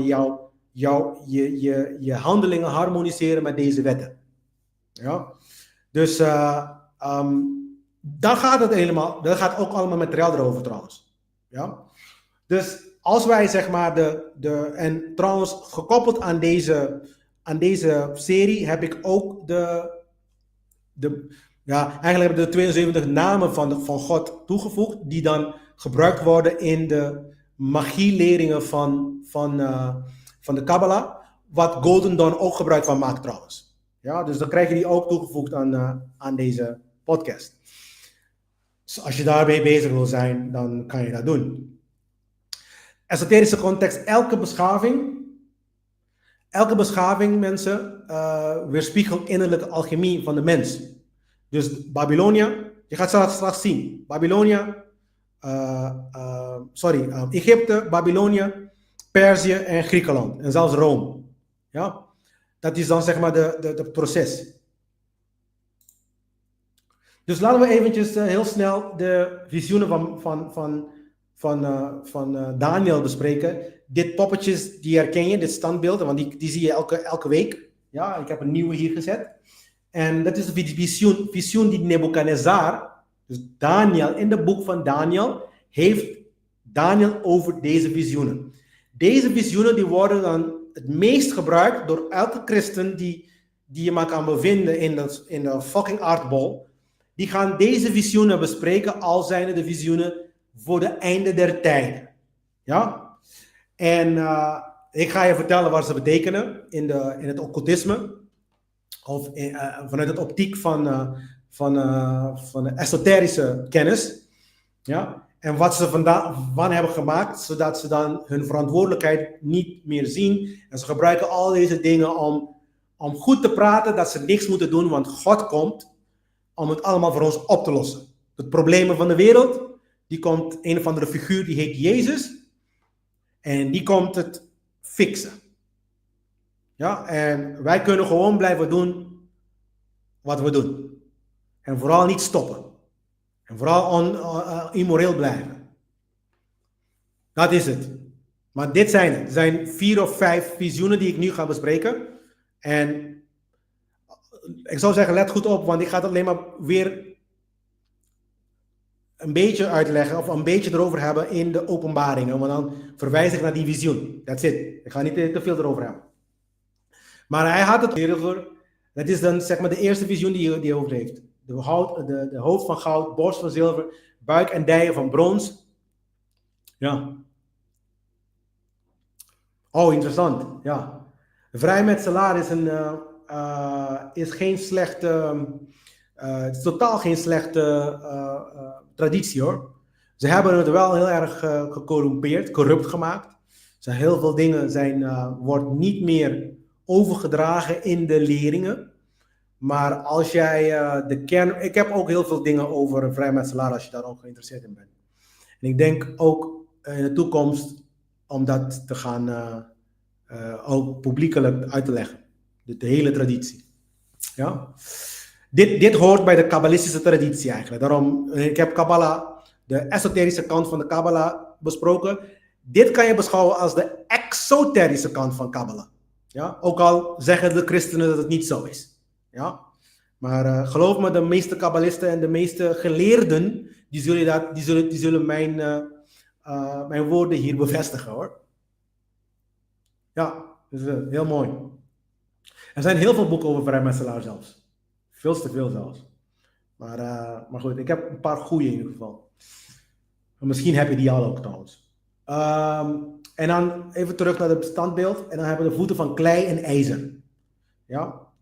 De steen. En dan praat hij ook over een steen die komen zal. En die zal dan zeg maar de voet van klei en ijzer verpletteren. En dit zogenaamd wordt dan gezegd dat dat de Jezus figuur is. Ja. Dat is dan de zoon des mens. Volgens mij, Daniel die noemt het zelfs zo, de zoon des mens. Ja? Die komt en die verplettert de voet van de klei. Nou, de gouden hoofd die wordt verwezen naar de Babylonische tijdperk. De borst van zilver die wordt verwezen naar de Mede-Persische tijdperk. De buik en dijen van brons die wordt verwezen naar de Griekse tijdperk. En de benen van ijzer die wordt verwezen naar de Romeinse tijdperk. Daarom bespreek ik Daniel weer, want de Griekse tijdperk waar we vandaag over gaan hebben en de Romeinse tijdperk waar we dan in de toekomst gaan bespreken, die worden in deze visioenen, die worden dan zogenaamd naar voren gebracht. Maar goed, even kijken. Ik mocht niet joinen omdat ik niet geloof dat er een God is. Oh ja, want je moet inderdaad ja, klopt. Je moet niet je moet geloven in een vorm van creator. Ja. Je mag niet atheïstisch zijn. Dat klopt.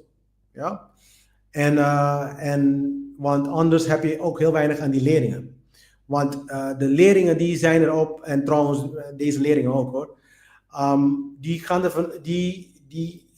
we zijn niet gelovig, we zijn ook niet atheïstisch en ook niet agnostisch.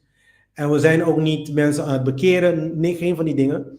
De punt is kennis objectief leveren, maar het punt is wel dat wat je dan God noemt, ja, hoeft niet per definitie de God van de Bijbel te zijn. Of God. Zolang je begrijpt dat er wetten zijn in het universum die de universum doen draaien.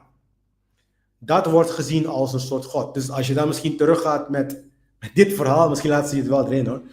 Want het heeft te maken met dat jij begrijpt dat de universum, dat jij niet alles in handen hebt. Ja? The great architect of the universe, juist.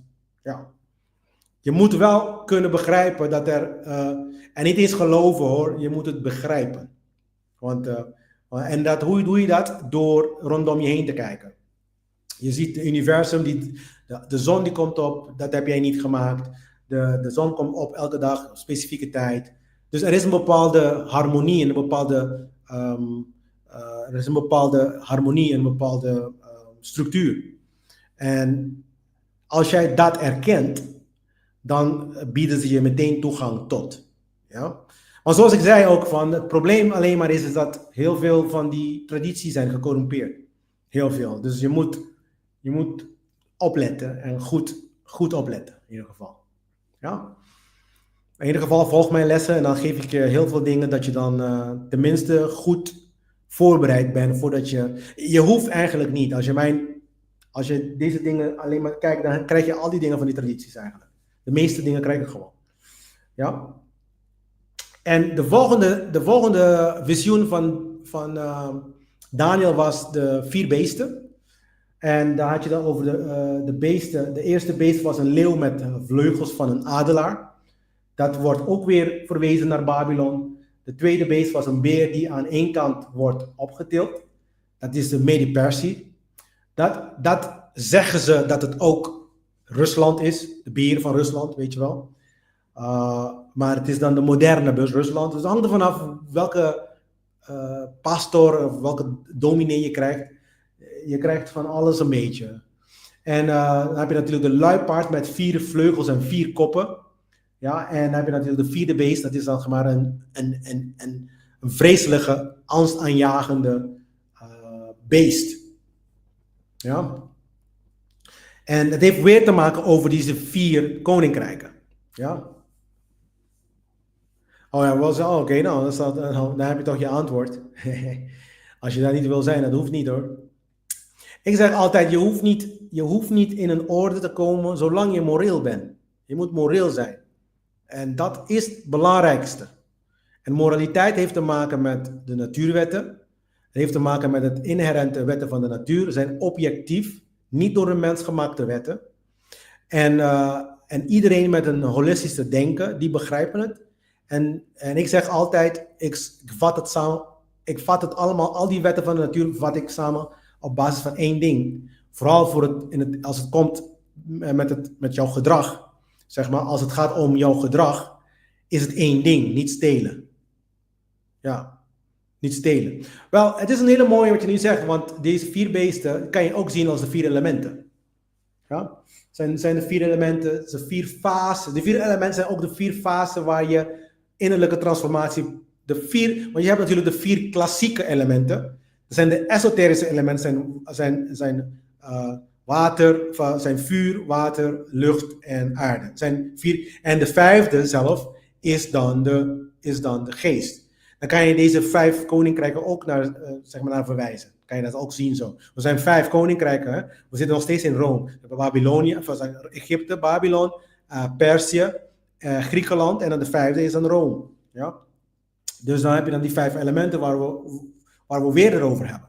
Ja? Dus dat is een van de redenen waarom ze dan in Egypte starten en nergens anders. Ja, want dan heb je dan die 5 koninkrijken. Maar goed, en in de 5e koninkrijk, dus de geest, daarom zeggen ze dat nu, zeg maar, quote unquote, in deze tijdperk, de 5e element naar voren zal komen, is de geest. Dat is dan, zeg maar, de Christus. Die is dan de 5e element in de mens. Die gaat dan regeren over de 4 andere elementen. Ja? De innerlijke elementen. De vuur, de water, emoties, vuur van intellect, water van emotie. Ja? De vuur van actie, water is dan emotie, lucht van intellect en de vuur is van wil trouwens en aarde van het verwezenlijken, manifestatie. Ja? Dus vuur is wilskracht, water is intuïtie, liefde, dan heb je water is intuïtie, liefde, ja, en dan heb je lucht, dat is dan intellect. En dat komt ook weer in tarot en al deze tradities. Altijd is hetzelfde. Ja? Dus in ieder geval, als je dan hier kijkt, dan praten we ook over de Christus. De Christus is de heerschappij over de 4 elementen. Er zijn deze 4 elementen. Innerlijke elementen. Ja? En er zijn ook leringen die gaan over de uiterlijke heersen over de 4 elementen. Maar daar heb je gespecialiseerde trainingen voor nodig, dat is 1. En ten tweede, dat gaat niet gebeuren als de innerlijke versie niet in balans is. Als je dat innerlijk niet hebt gehaald, dan kan je het buiten jezelf ook niet halen. Ja, emotiezuivering, stroom past zich aan, koelt af. Ja, vuur symboliseert energie, klopt. Warmte kan creëren, ja, en helderheid. Ja. Die heb ik ook over hoor, in mijn andere lessen. De volgende visioen van Daniel was het visioen van de ram en de geit. Hier hebben ze alleen maar over de 2 laatste koninkrijken. De koninkrijken van Griekenland en Perzië. Ja. De geit verslaat de ram. Dat is dan zeg maar het Griekse rijk onder Alexander de Grote. Ja. Dus de Grieken die verslaan Midden-Perzië. En dan de hoorn van de geit is 1 horen. Dat vertegenwoordigt Alexander de Grote. Dus dit is hoe Alexander de Grote naar voren komt in de Bijbel. Het wordt niet benoemd bij naam trouwens. Ja, dit is een interpretatie. En het wordt gekoppeld met de val van de rijken eigenlijk, dit visioen. De volgende visioen van de laatste visioen, de laatste 2, is de 70 week. Hele belangrijke. Want de 70 jaren weken. Het is 70 jaren keer 7. En nu ga ik weer uit mijn hoofd berekenen, dat zijn 450 jaar. Dus het is 450 jaar na de val van de tweede tempel. Dit gaan we allemaal uitleggen in de openbaring. Maar blijkbaar, Jezus komt 490 jaar na de val van de tweede tempel. En de tweede tempel is gevallen in het tijdperk van deze mensen.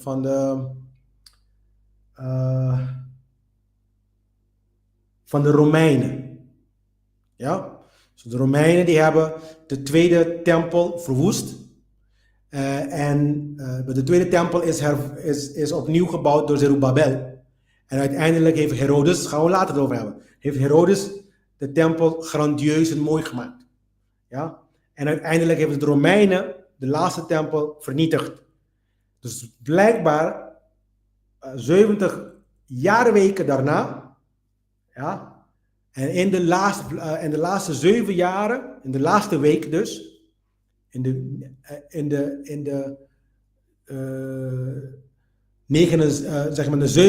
70ste week, dat is dan een periode van 7 jaar, dan gaat van alles gebeuren. Dan gaat de wereld op zijn kop, calamiteiten, dan komt er, hoe noem je dat, blackouts, al die dingen komen eraan.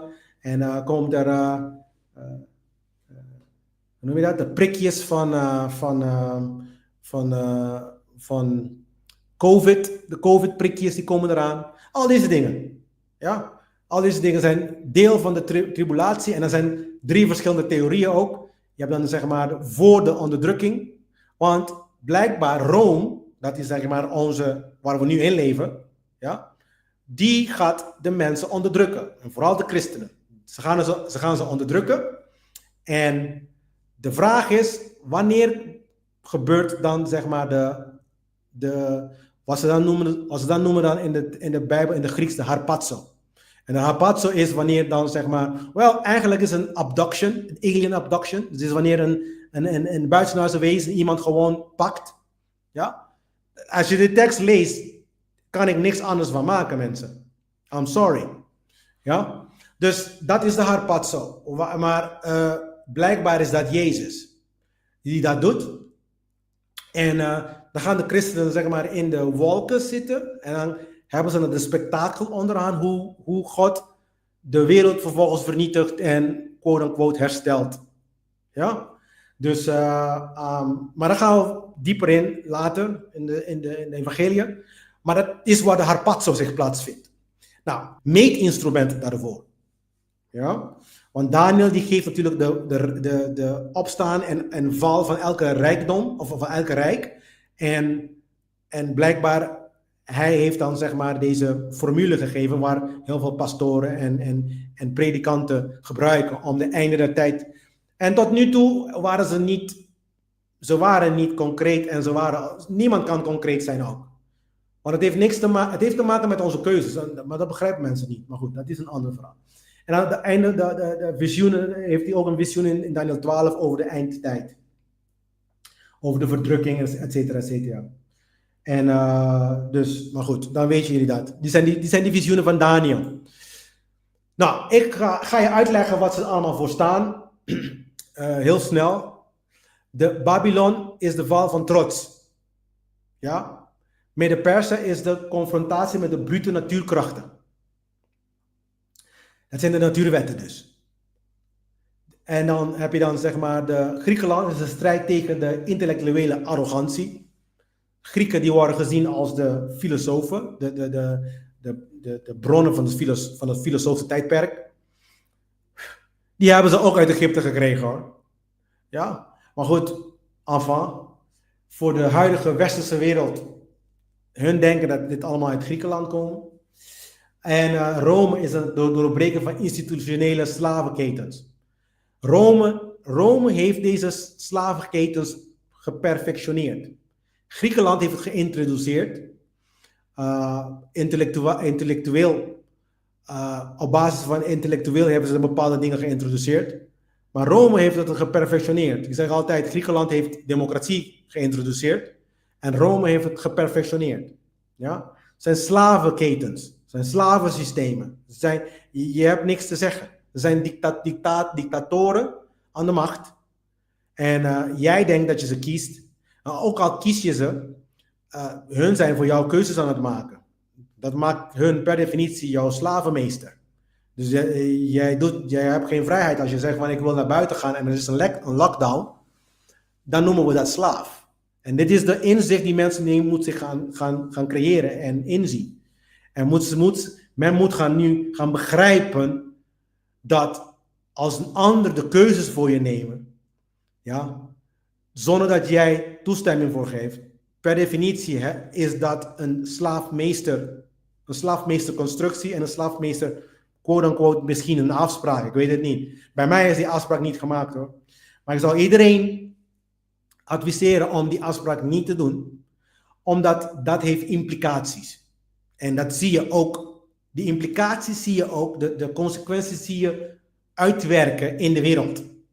Ja? Waar de wereldleiders, quote-unquote, oorlog gaan zitten voeren, waardoor andere mensen die niks mee te maken hebben, ja, de dupe van worden.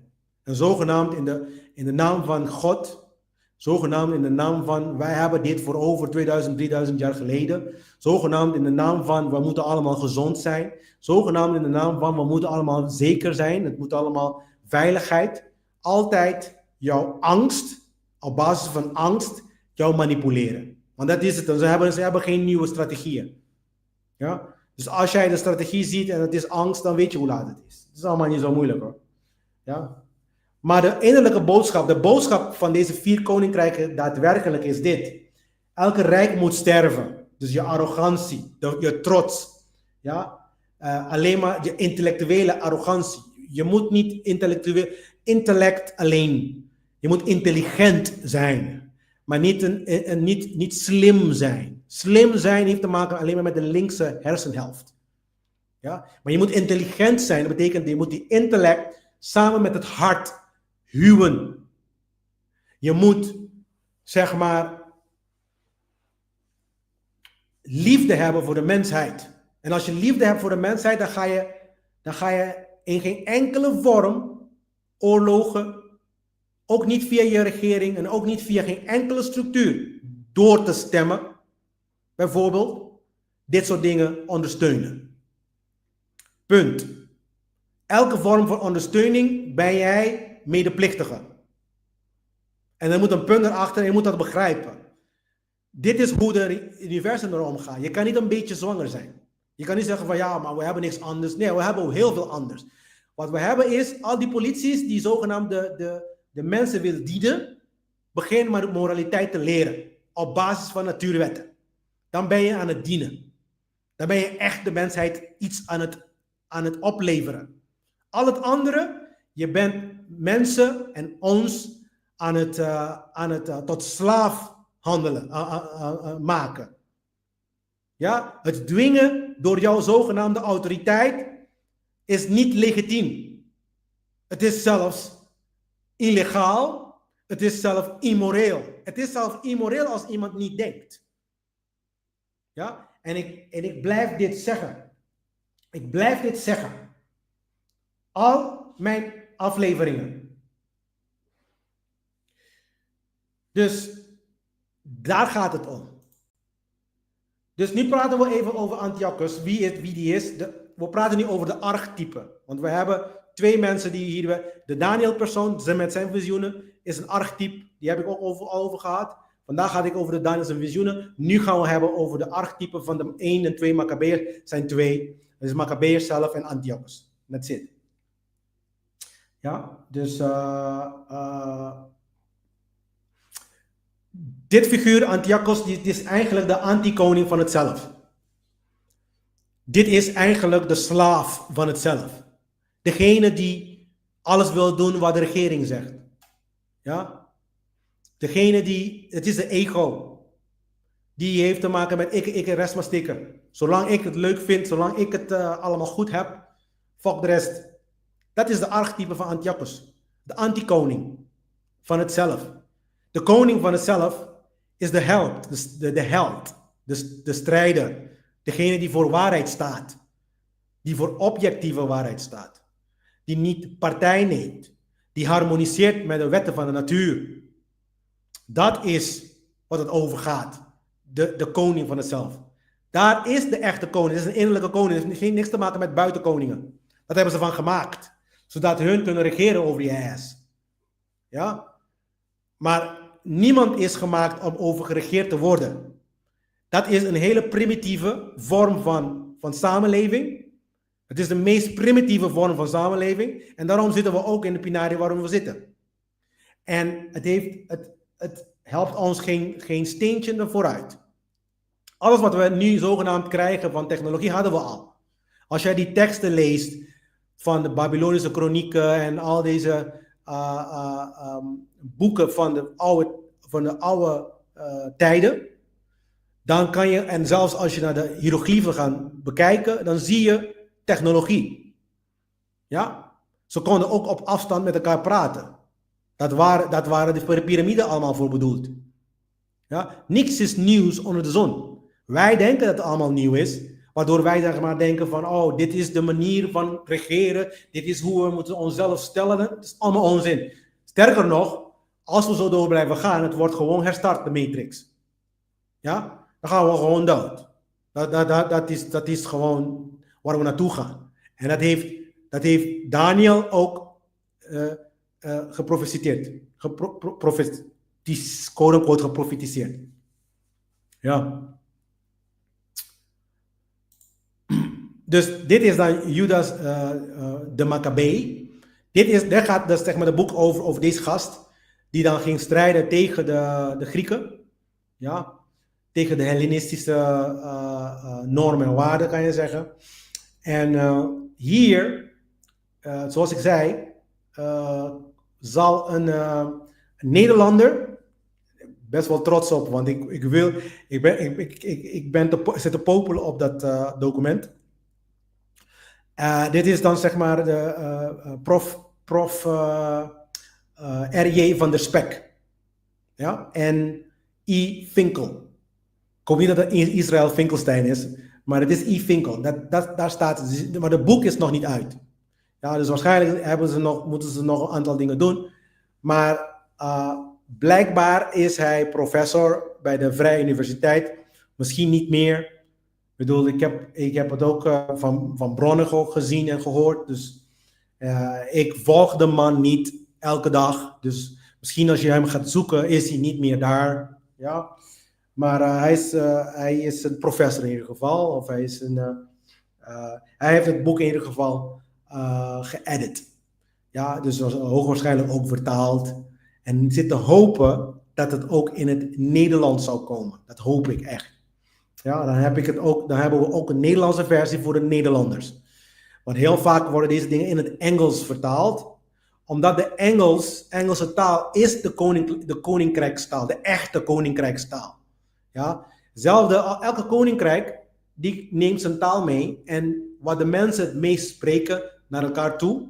Dat is, dan weet je welke koninkrijk aan de macht is. Nu spreken we Engels, dan weet je dat Amerika de nieuwe Rome is. Ja?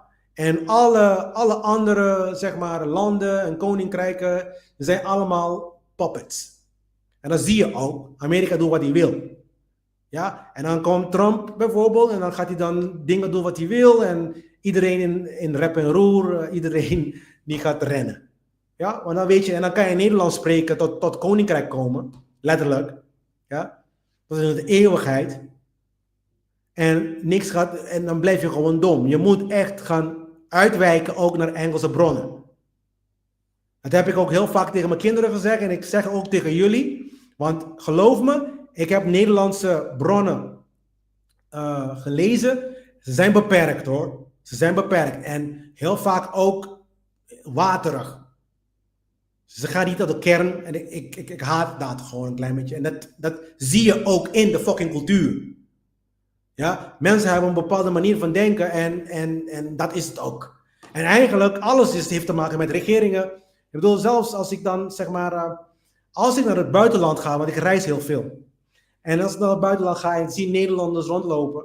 En dan hoor ik ze praten. Dan praten ze altijd over regeringen. En dan praten ze altijd over politiek. En de structuren. En de wetten dat ze moeten volgen. En dat ze dan zeg maar, weet ik veel, allemaal moeten doen.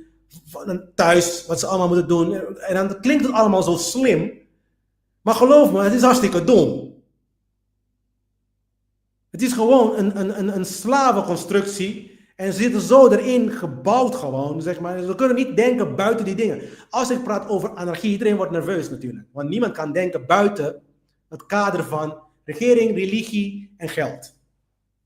Ja, leven eindigt daarbij. Maar goed, deze is de krijger natuurlijk voor het zelf. Geen die vecht voor de waarheid. Voor je echte identiteit, zou ik zeggen. Ja.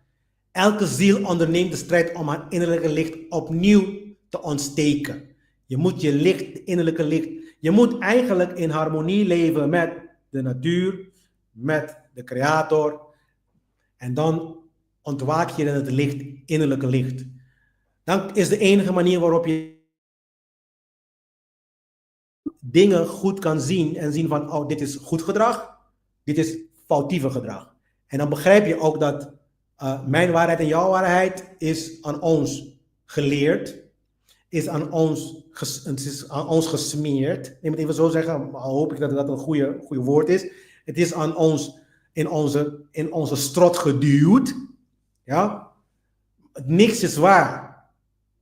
Want dat de zon morgen om 6 uur opgaat, is niet mijn waarheid. Het is een feit. Je kan het zien. Iedereen kan het fucking zien. Ja? Dus er bestaat objectiviteit en objectieve waarheden. En wat men noemt dan mijn waarheid, jouw waarheid, is opinie. En er is een groot verschil tussen die tweeën. En dat is het probleem waarom wij continu zeg maar in de war zijn.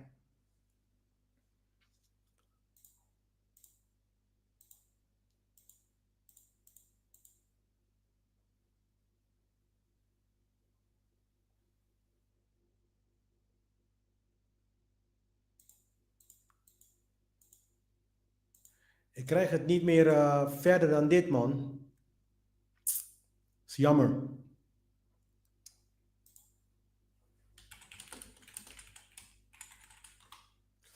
Is heel jammer. Hij zegt niet. Laat me even kijken als ik dit kan weghalen. En ik ga het nog een keer erbij zetten. We zijn er zo klaar, mensen. Het is echt. En dat zeg ik altijd natuurlijk.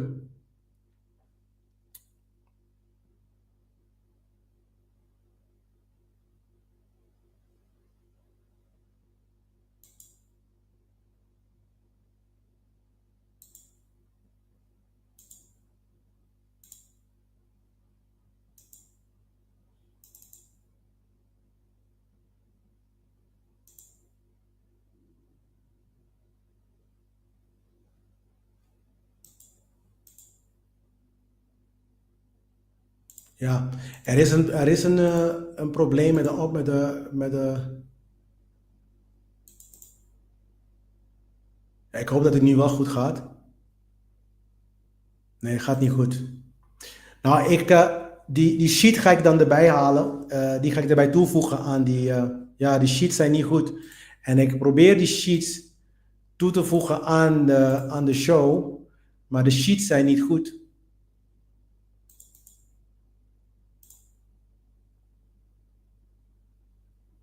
Nee. Ja. Nou, in ieder geval, wat er nog, dus als je die sheets straks bij mijn show downloadt, dan zie je ook de eeuwige innerlijke vuur. Dus de krijger, we hadden het over de krijger. De krijger is dan zeg maar Judas zelf. En de innerlijke vuur die hij dan brengt. Want uiteindelijk Chanukka, dus de feest van de Joden, die wordt dan gevierd door de heldhaftigheid van deze gast. Dus die heeft, zeg maar, ze herinneren zeg maar de reiniging van de tempel. Ja? En natuurlijk de tempel is de innerlijke tempel waar de eeuwige vuur van de waarheid moet branden. Ja? Dat is iets dat je met de wilskracht moet behouden in je. Ja? Dus dat is dan zeg maar, dat duurt 8 dagen. Dat is dan de 7 plus 1. Ja? De 8 is de transcendentie, dat is maar goddelijkheid. De 7 is natuurlijk de 7 cycli. En dat is een cycli. Voor vernieuwing.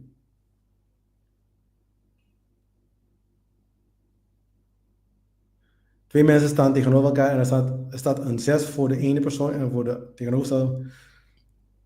Ja, ik begrijp wat je bedoelt, maar dat zijn percepties. Dat klopt. Ik begrijp wel wat je bedoelt. Maar dat zijn perceptie van wat daadwerkelijk geschreven was. Ja? En een 9, heel vaak zetten ze ook een streepje eronder, onder de lus. Zeg maar, dat een streepje, dan weet je dat het naar beneden is of naar boven.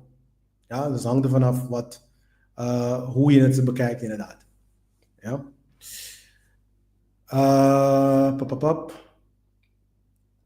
Ja. Even kijken als ik nog steeds die sheet kan halen, want ik vind het toch wel belangrijk dat je een sheet hebt, man. Ik kan het ook zonder doen hoor, daar gaat het niet om. Maar ik denk niet dat het slim is.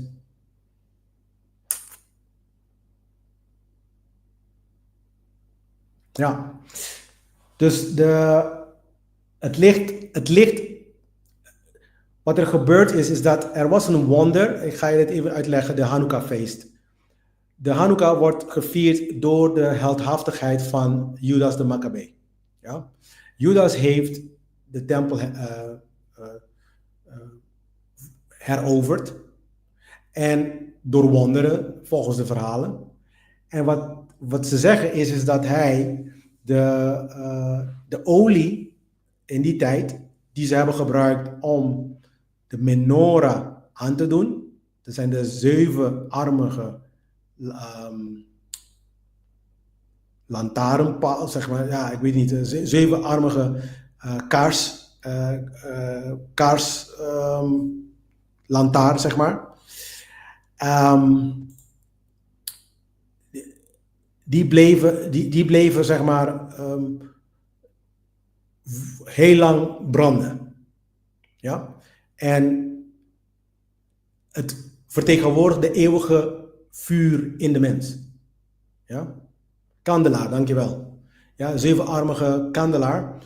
En die bleef heel lang branden. En het vertegenwoordigde de vuur in de mens. Dus, oké. Dus, dit is het punt, man. Ik wil die bronnen even bespreken met jullie. Not nice, hoor. Not nice.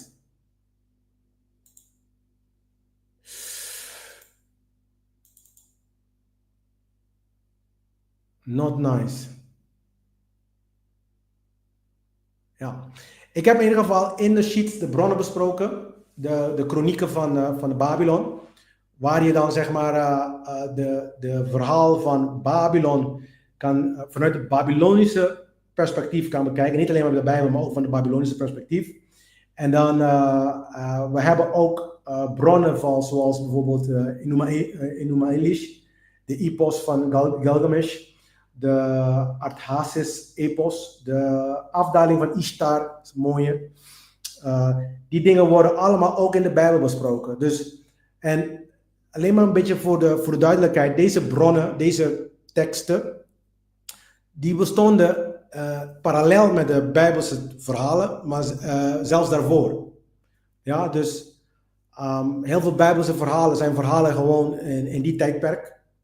Of zijn ze verhalen die ze hebben gekopieerd van de. Want de Joden waren gewoon een volk die in die buurt rondslingen. Ze waren nomaden. Dus ze slingerden rond overal, ze kregen van alles en wat. En ik denk dat ze dan hun eigen verhaaltje van hebben gemaakt. Ja. Dus in ieder geval, als je mijn sheet downloadt, dan krijg je dat allemaal te zien. Ja. Nou, wat ik wil bespreken is namelijk dit. De Hellenistische tijdperk, is het historie of is het fictief? Dat wil ik even met jullie bespreken en dat ronden we af. Ja, want zonder sheet is ook dit niet te volgen. Joh. Ja. Dus Alexander de Grote, die veroverde Palestina. Dat zit vast. Dat hebben ze archeologische bewijzen en zelfs gedocumenteerd. Ja, ze hebben inscripties gevonden van alles. Dus dat zit vast. Alexander de Grote, daarna, het gebied is betwist. Ja, Egypte, een stukje van Egypte. Maar uiteindelijk kreeg Antiochus de deel van wat ze dan noemen de Seleucideën. Dat is een beetje de Syrische Mesopotamische Rijk. Dus het gebied van Alexander is eigenlijk gesplitst in tweeën. Dan heb je natuurlijk het Egyptische gedeelte, want dat heeft hij ook veroverd. En de Syrische gedeelte. En de Syrische gedeelte heeft Antiochus eigenlijk overgenomen. Dus de Maccabeese tijdperk, of de Hellenistische tijdperk, die speelde zich af in deze gebied. Ja, in deze rijk eigenlijk. Ja. Antiochus zelf. Precies van Antiochus zijn gedeeltelijk bevestigd. Ja. Dus er was wel een koning Antiochus, dat bevestigt zelf de Babylonische teksten. Maar er was geen bewijs dat de Joodse verhalen waar zijn. Dus bijvoorbeeld, er is geen bewijs gevonden van bijvoorbeeld de standbeelden van Zeus in de tempel of zo. Waardoor die conclusie van onreiniging geconfirmeerd kan worden, bevestigd kan worden. Ja? Dus dat hebben we ook geen directe archeologische sporen van ontheiliging in geen enkele manier. Ja? Er is ook geen restant gevonden van Zeus, beelden, niks. Dus we weten niet dat dat waar is. Ik denk persoonlijk niet. Ik denk dat het heeft te maken met de verhalen van de Joden, propaganda voor hun eigen identiteit te behouden en eenheid te behouden. Het is gewoon propaganda. Ja? Maar er is wel een probleem. De historie, dus de mensen die dan zeg maar, historici, die nemen wel aan dat er zware onderdrukking er waren in die tijd. Maar dat is nu ook. We waren ook onderdrukt, alleen we merken niks van. Dus dat mogen ze geloven natuurlijk, want dat zie je. Al deze koninkrijken onderdrukken hun onderdanen. Daarom heet je ook een onderdaan. Er is geen andere reden voor de benaming. In de teksten, in de civiele teksten, in de wetten, men wordt ook onderdanen genoemd. Ja? En het is een ander woord voor slaven. Ik weet niet waarom mensen nog steeds, niet omdat het een juridische terminologie gebruiken, betekent niet dat het is een ander woord voor slaven, mensen. Ja? Jurisdictie betekent ook juris, dictator, ja? Het gebied, dicteren in een gebied. Juris dictator. Dus het gaat om het dicteren van de wet. Juris betekent eigenlijk wet. De wet dicteren. De wet uitspreken. Met andere woorden, God op aarde. Je bent zelf de creator op aarde. Ja? Dus niet omdat ze dan andere juridische termen gebruiken, andere woorden gebruiken en dan brengen ze nieuwe dingen uit de lucht, betekent dat geen slavernij is. Het is gewoon slavernij, het is een andere vorm van slavernij. Het is gewoon slavernij hoor. Ja? Je bent gewoon een onderdaan van hun. Ja? En daarom krijg je ook een nummer, zodat je gevolgd kan worden. Daarom word je dan zeg maar geacht te doen wat ze zeggen. Ja? Want anders word je dan vervolgd. Als je niet doet wat ze zeggen, dan noemen we slaven. Als vroeger in de plantage, als een slaven niet doet wat gezegd wordt, dan word je dan vermoord. En dan wordt van alle gruwelijke dingen met je gedaan als je niet luistert naar de slavenmeester. Nou, dat hebben we nog steeds. Maar het heet nu regering. Ja, politie komt achter je aan, militaire mensen komen en schieten je dood. Voilà, niks is veranderd. Goed. De enige bronnen die we hebben van ontheiliging van de tempel is uit de Bijbelse verhaal, 1 en 2 Maccabeeën, en de verhalen van Flavius Josephus. Flavius Josephus was een Jood. En Flavius Josephus, hij schreef over de Joodse oorlogen. En hij probeerde natuurlijk de Jodendom op een goede belichting te geven. En